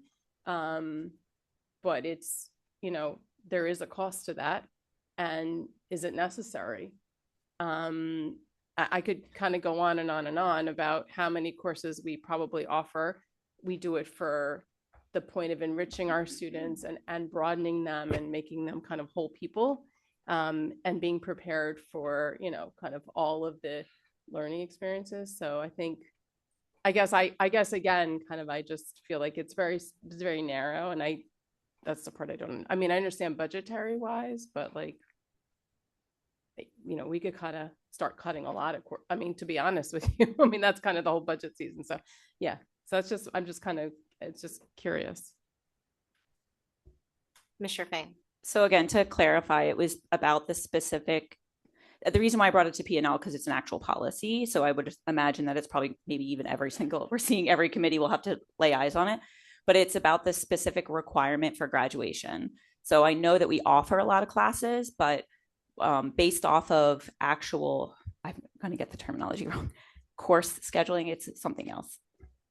Sectioning, thank you. I couldn't think of that word. It's because of sectioning that determines what classes that we actually offer for the new year or the upcoming school year. So if multivariable calculus, which I would absolutely enroll myself in, if I was one of two people, we wouldn't, I've already read the textbook, we would not move forward with a class that doesn't have the enrollment that we need. But when we require it in policy for students to take it, I believe the figure I was given is roughly around 800 students have to be educated in that if it's written in policy every single year. So it's something that we are requiring every year.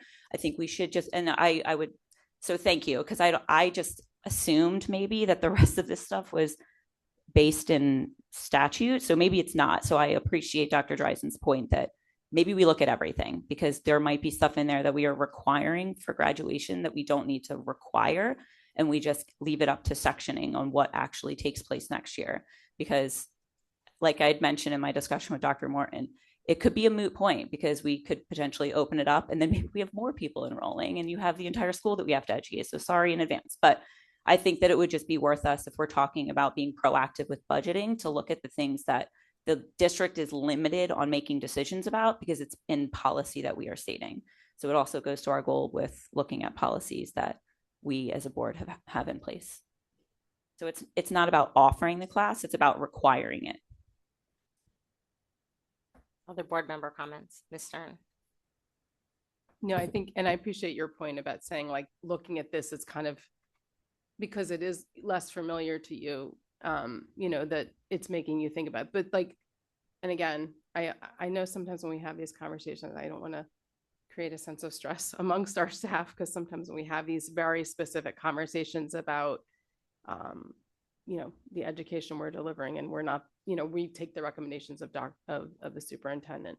But for instance, there's another course that's listed on here that we are required to teach. We're not necessarily required to teach it as a class, but we teach it as a class and it's listed on here. So I think, again, I feel like that starts to veer into the expertise of our educators that are recommending these and putting this together, that it came from that. I think maybe understanding why some of these came about, maybe there's background that needs to happen even before, but you know, I think it's, you know, it's fair to look at the whole list, right? So.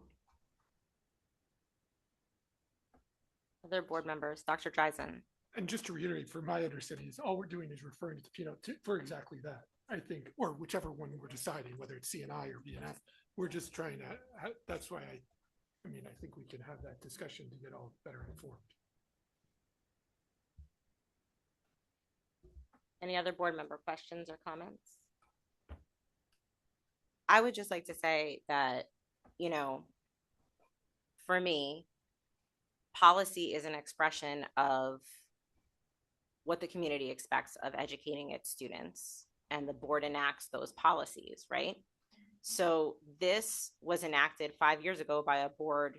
It was brought to the board by the students, the African American Studies course. They came to the board and they said this was a need in our community, and that board agreed. And all the other things that we have, the courses that we teach, they're because that's what the community, that this policy would not have been enacted without students bringing it forward and then community support. So I understand we're in a tight budget, but I also think that our role is to support Cherry Hill Public Schools education, which may be different than the needs in other districts. And I'm sure other districts have district specific things that they do as well. So I understand that it's a tight budget, but I also think that we have a responsibility as a board to educate our children in the things the community thinks are important. That's just my opinion as one of 9. Other board members? Seeing no other board members, there's a motion on the floor and a second. Mr. Schimpf, can you please call a roll call vote for referring this policy to the P&L committee for consideration? Mr. Fain, Yes. Ms. Cummings, No. Dr. Dreisen, Yes, to consider all requirements for graduation that may. That is not the motion on the floor, Dr. Dreisen. The motion was to take the, No, it was modified her it. motion. I modified my second, I modified it when I It's said not your brought in- motion to modify. I'm sorry. So in order to modify Mr. Fain's motion, you would have had to make the motion. Well, So I- right now, I understand your point, but right now, the motion being voted upon is simply restricted to what Mr. Fain has indicated. So some feedback is I feel like this could have been prepped in advance. I'm just feeling unprepared on this discussion. Mr. Fain. Can I comment on it? So am I allowed to adjust my motion or no? You are also capable if you want to maybe withdraw the motion. It was raised in new business. If you want to have consideration at the next meeting of a motion to refer it, you could do that as well. But you are certainly able to withdraw your motion and posit a new motion that would require a second. Okay, for sake of everybody feeling prepared and understanding the dynamics of this situation, I will withdraw my motion for the time being. Okay.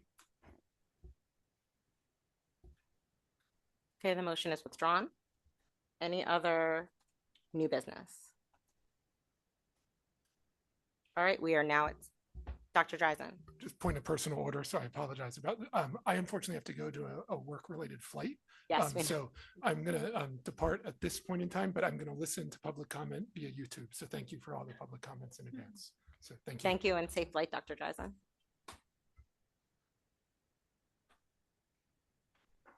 All right, we are going to move to second public comment.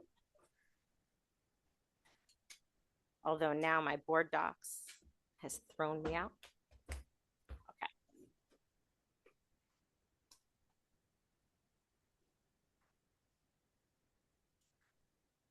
Public comment is an opportunity for members of the community to provide input to the Board of Education on educational issues. The board welcomes diverse opinions on relevant matters. However, statements that are abusive, obscene, or which demean or are defamatory to any individual or any group of individuals will not be tolerated. Such comments are disruptive to the orderly operation of this meeting. Speakers wishing to provide the board with information which is not relevant to the district's operations may communicate directly with the superintendent and the board president via email or other alternative means.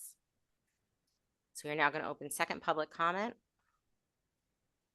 By custom, we start in the room. Is there anyone who would like to make second public comment this evening?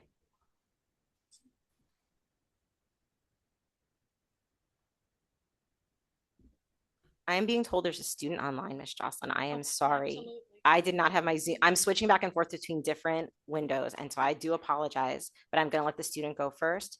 Oliver Neary, you are a student. You may go first. You can unmute and give us your name and municipality, and you'll have 3 minutes. Hi, I'm Oliver Neary, and I go to Cherry Hill East.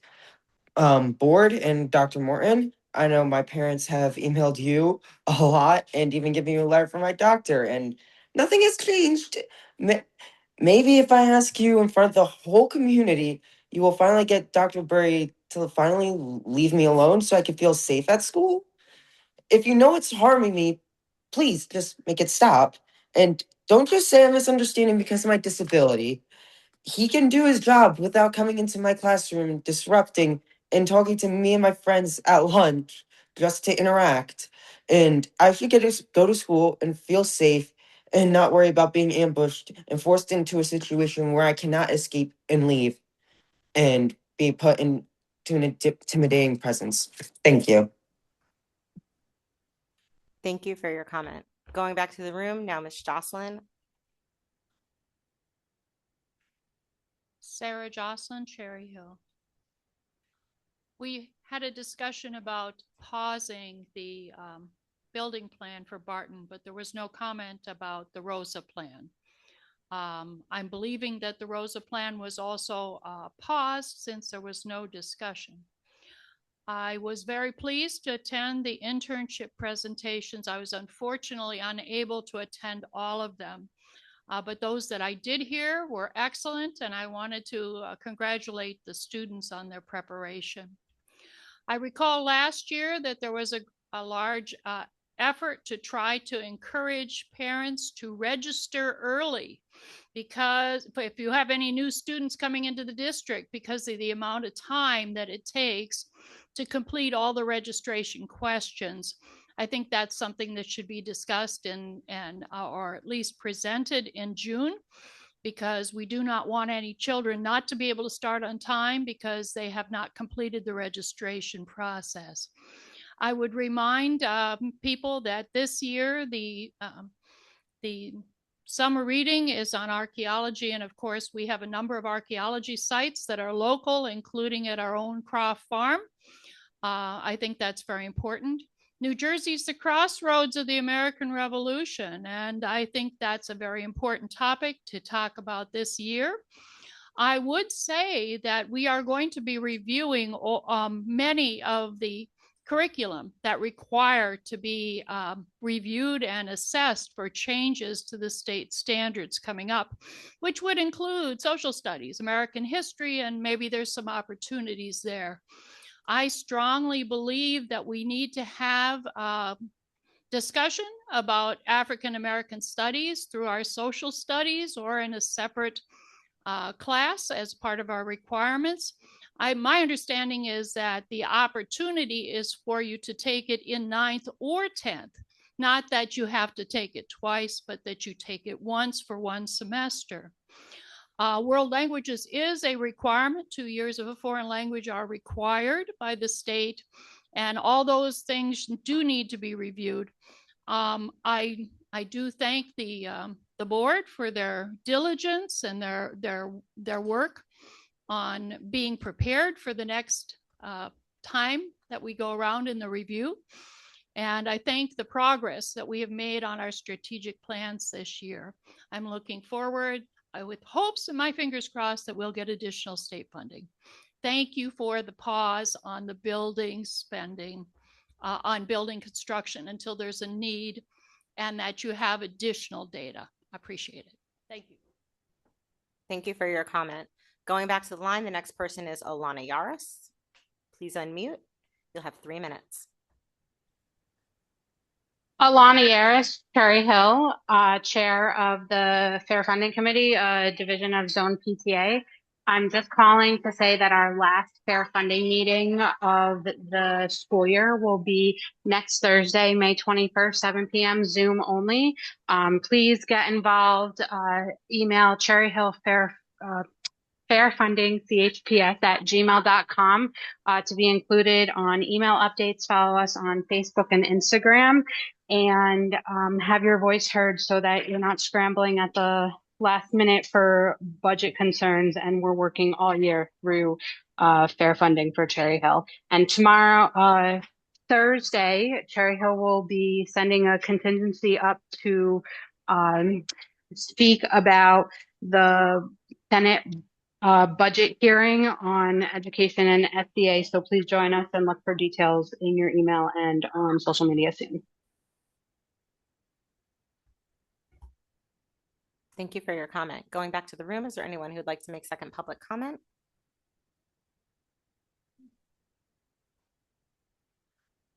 Could we put the time up, because it's very confusing.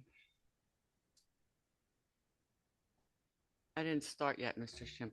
I'm sorry, Ms. Einhorn. It's on my screen. I didn't realize it wasn't behind me. I apologize. Can we go back to the beginning, please? Thank you for your consideration. Ann Einhorn, Cherry Hill, New Jersey. I definitely agree, though I'm not happy, but about the district transaction coach, because I have a special needs student in my practice who was totally ignored when he graduated from high school in being able to move forward. I even took it upon myself to email the principal of the school.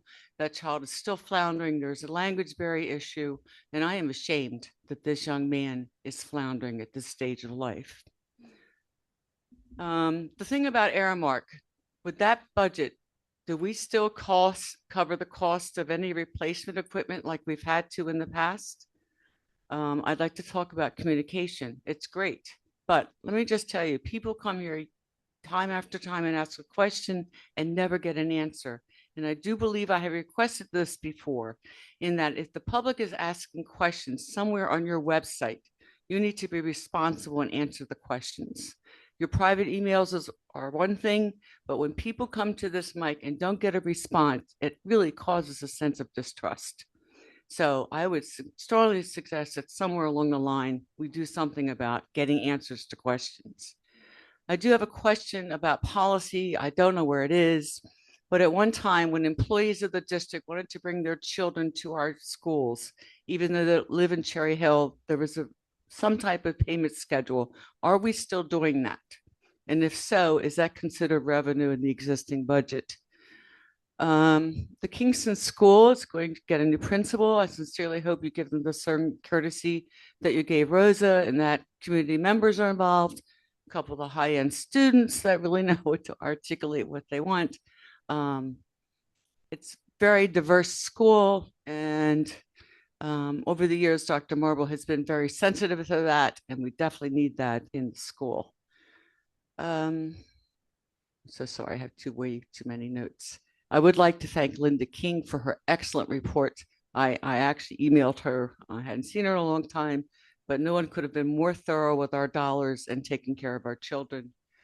The one thing I didn't hear in the report tonight was you're also researching the impact of east to west and west to east buses. Sorry. One has 2 buses, and I believe the other number, Adam, correct me, is 11 buses going from west to east.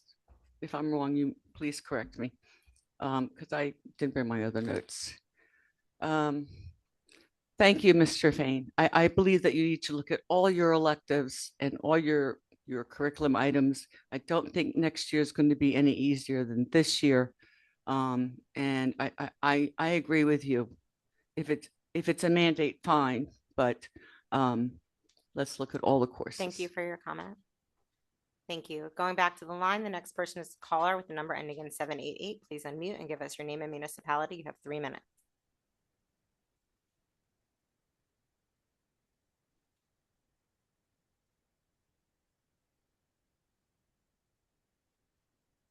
Dr. Potowitz, My name is please Jeff. unmute. Thank you. My name is Jeff Potowitz, and I live in Cherry Hill, New Jersey. Wow. 19.6, it's a resolution approving extension of great minds, and the cost of great minds development and coaching is $3,900 per full day. Leah Grena writes curriculum, and her full day costs $2,800.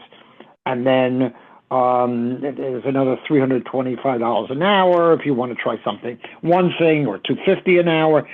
Don't we have anyone in district who can do either of those things and save some money and do something? And that's an example of how, when you look at things, no, I would say vote no on whatever it's going to be, but you won't. You're okay with that. But $3,900 is a lot of money for a day, and so is $2,800. There's things like this is what you spend money on. To be honest with you, I don't know. I asked you a specific question about food service. Are we paying for snacks, lunch, and breakfast for all preschool students? I haven't gotten an answer. From what I read from the state, the answer is yes, and that's expensive. So are we paying for that? Maybe in district we're not, but out of district we are. Need to know. I do know that one thing that is wanted is that we pay for food for everyone. And that will go into the millions of dollars if we, using our property taxes, pay for breakfast and lunch for every student in the school district. It's going to cost a fortune. And money that should go to education. I'm almost done.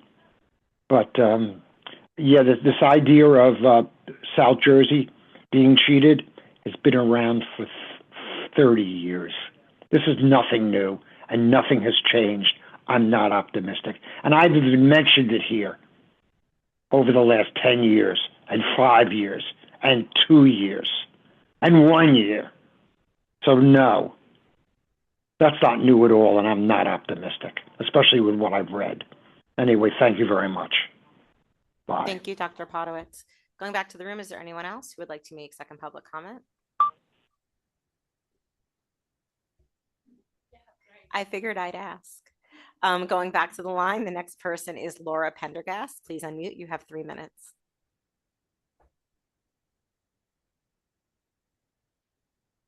All right. Hi, I'm Laura Pendergast, Cherry Hill. I am calling tonight solely on behalf of myself and not speaking for any organization. And I wanted to just speak briefly about the African American Studies course. So first, Cherry Hill was the first district in New Jersey to require an African American Studies course. Um, and in doing that, we set a precedent for prioritizing cultural competence. Why do we need that course? Because cultural competence is an essential skill.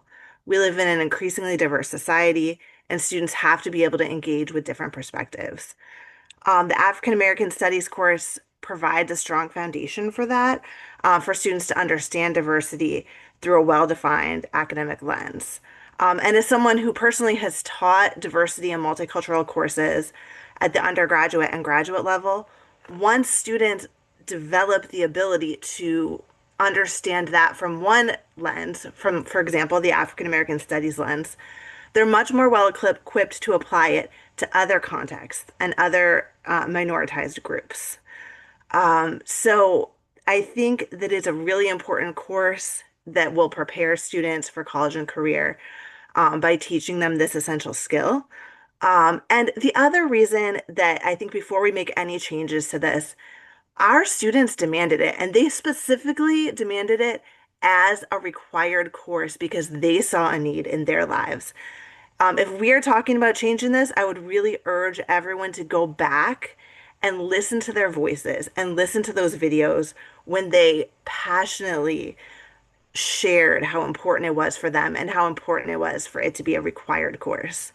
I think we need to go back and listen to those voices before thinking, making any further considerations on that. That's all I have to say for tonight. Thank you so much for your consideration. Thank you for your comment. Don't see anybody else in the room, I don't think, so I'm going to stick online. The next caller is Meredith. Please unmute and give us your name and your municipality. Hi, my name is Meredith Levin. I live in Cherry Hill. Tonight I am talking as one of the executive leadership of the CPAG. I want to thank wholeheartedly the board and Caitlin's team for accomplishing one of the goals that we have established over the last several years through the CPAG. One of our goals has always been to work on transitions. It had been a complaint from the inception, and it has always been on the radar. We've made small movements, but to approve, and I understand it's not until next meeting, but to approve this transition coach is a huge win for the special ed community, for our kids going from middle school to high school and high school and beyond. So we just want to thank you from the bottom of our hearts for really working with us, hearing the parents who come to us, and advocating and loving the special education community. Thank you very, very much.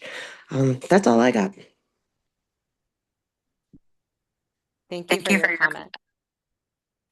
The next person, it says iPhone. Please unmute and give us your full name and municipality.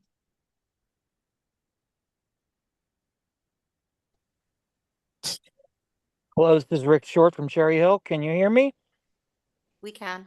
Okay, excellent.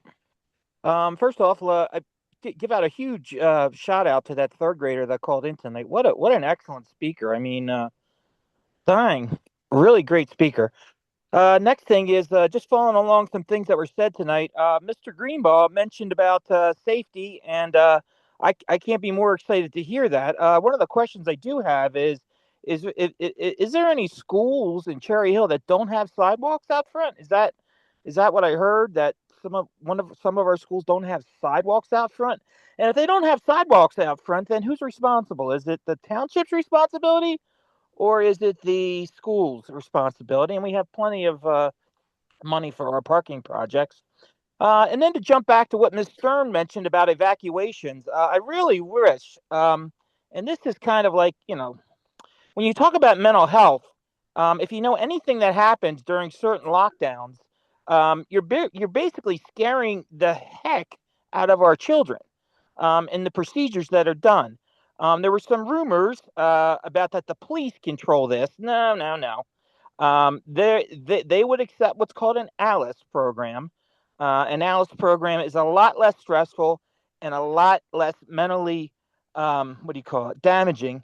I can't really imagine 2, 3, first or second graders, doing what they do, and they would turn out, I think, better in the long run if we all practice the ALICE program. Now to move on to what was said at the previous school board meeting. Is it normal that our school board doesn't know, or I don't really, Mr. Schiff mentioned that there was 1.5 million from capital reserves. At $90,000, that's about 17 teachers. So are there things you're voting on for capital project? Or, I mean, 3 meetings ago, the district was crying the blues that we didn't have any capital reserves, but then somehow or another, we just learned, it was kind of shocking, that we used 1.5 of the $5.5 million for the West workout gym. It's going to have to be one heck of a workout gym for 5.5. I can't wait to see that one. But I really, like I said, please, for the mental health of our children, of our 10,000 some children, please consider the ALICE program. It's really, really a lot less stressful. And I hope we, in that planning that Mr. Greenbaum was talking about, I really wish we could put some bullards up, especially on these curves. Thank you for your comment, Mr. Short. Thank you. Thank you. Nobody else in the room, so I'm going to stay online. Right now, there's nobody with their hand raised. I'm going to give it a minute. Seeing nobody else in the room and seeing nobody online, I'm going to close second public comment and move to board member activities. We also get 3 minutes to talk about all the wonderful things we see in the district. I'm going to start on the left with Ms. Cummings. Is that okay? Or do you want to throw the ball to Mr. Fain? All right, so let's see, I need my glasses too. I had to take a little bit of time off while I recuperated, but on May 6th, which was Wednesday or Thursday of last week, along with Miss Manzano, we attended the NJSBA Camden and Gloucester County monthly meeting. It was a great presentation and it was nice to be there to represent Cherry Hill. They went through their different recognitions, and 2 of those recognitions were for Teachers of the Year. Sandy Fitzpatrick was the Teacher of the Year in Gloucester County, and she's a kindergarten teacher. But Heidi Kowalski was the Camden County Teacher of the Year. And she also gave a fantastic presentation. Very moving, very touching, and she called out that she was indeed a Cherry Hill East graduate. It was very fun to be in the room for that. And then on May 8th, I attended the NJSBA Spring Education Conference, where we got to attend. It was a virtual conference, so it was all online, and we virtually attended different sessions. So I attended conflict resolution, board governance, leading with purpose, which was by far one of the best ones of the day, and the career focused student, as well as creating orientation for new board members. So that's what I did last week. Thank you. Thank you. Ms. Stern, I have nothing to report. Mr. Greenbaum, Nothing to report this week, but I will be joining the Cooper PTA meeting this week and Woodcrest PTA next week, along with several of my fellow board members, and looking forward to meeting with families. yeah, I can't wait. I will be at Payne next week. And some of us you'll be at Payne with me, right, Mr. Fain? And then Ms. Stern, you will be at Woodcrest. PTA meetings are always fun. If there are any PTAs out there who would like to have a board member, invite us over. I was virtual for the Camden County SBA meeting. I couldn't make it because my sister was having a baby that night. So that was a good excuse. I did mean to be there, but I couldn't. But I did attend the High School East Instrumental Music Concert, which was held at West, which was actually a lot of fun. The kids were amazing as always. Shout out to all the music teachers who make it happen, who work so hard all year. It's always great to see the kids perform and spend some time with the East music community. A lot of fun. Ms. Manzano. Just to echo what some of my fellow board members have already said, Ms. Cummings and I attended the Gloucester and Camden County NJSBA meeting, which was very fun to be in person at Adelphia's with other members of different boards. So that was kind of cool. I also attended the spring conference on Friday. 6 really, really interesting sessions that I was able to attend. I'll be with Mr. Greenbaum on tomorrow at Cooper's PTA meeting, and I will be with who am I going to be with? Mr. Greenbaum and Ms. Stern at Woodcrest next week. So unfortunately, I had to cancel a couple events because of the EACH and the CHASP negotiations. However, on April 29th, I was able to attend the internship night. I went last year. Last year was my first year, and this year, and I guess I didn't appreciate that this year there's more cross-district internships because there was so many more people there, and I almost didn't get a seat, but and it was long. It was a 2-hour event, which I also didn't plan for, but it was awesome. And I really cannot stress how amazing it is to watch high school kids be so professional and present the work that they did. Most of them were healthcare and hospital based, but this year there was one at a farm that was really cool. Oh my gosh, there's so many, and I can't do justice to all of the opportunities that they had. There's our environmental services. I know the company that we go through, I think it's ERI, they host an intern. Many at 3 of our elementary schools hosted interns. There was just so many. The program was a lot bigger this year, and it was really exciting. And just a absolute shout out to Miss Castellani for all of the work that she pretty much single-handedly does herself. And it's incredible. And I know from experience that she rounds on every single one of the students in their internships twice throughout the year. And that programming has grown so much. And I know that we're pretty selective with who the students are, but it sounds like the students are even finding their own internships now and setting things up on their own, which is really cool. And they're all expected to do presentations. And it's funny to watch. Some of them last for a good 5 to 10 minutes, and they're very serious and they hit every detail. And others are clearly not into public speaking as much. So they're very, very short and sweet, but they get the point across. And I just think that I'm not even sure if it's open to the public, but for next year, I highly recommend, if it is open, I highly recommend everyone going to it because it's a lot of fun to watch the students be really excited for their futures and have a better understanding of their career aspirations and the things that it seemed like this year, actually, it seems like everything was reinforced. Last year, a couple of them were like, I did this and I now know I don't want to do this anymore, which is also the purpose of that internship. And I can appreciate that a lot, but it seems like this year, the students chose a good path for themselves. So that's all I got to do, but it was very worth it. And I can't wait for next year too, if I'll be there at least as a public community member. Thank you so much for that report. I really wanted to go, but I couldn't. And I'm really excited to continue. We might need a bigger venue as our college career internships, all those things that we put in strategic plan. It's so amazing. It's year one of the strategic plan as we watch it grow to meet our goals in 2030. I think it's going to be amazing to just watch it bloom. So I'm really excited about that. Superintendent's comments. Dr. Morton. Thank you. Thank you, Ms. Winters. Just two quick comments. In reference to building-based administrators, building principals, there's an expectation that our building principals are present, that they are interacting with the school communities, that they are moving about their buildings on an ongoing basis. We don't sanction or sequester our building-based administrators or principals to any one area of the building.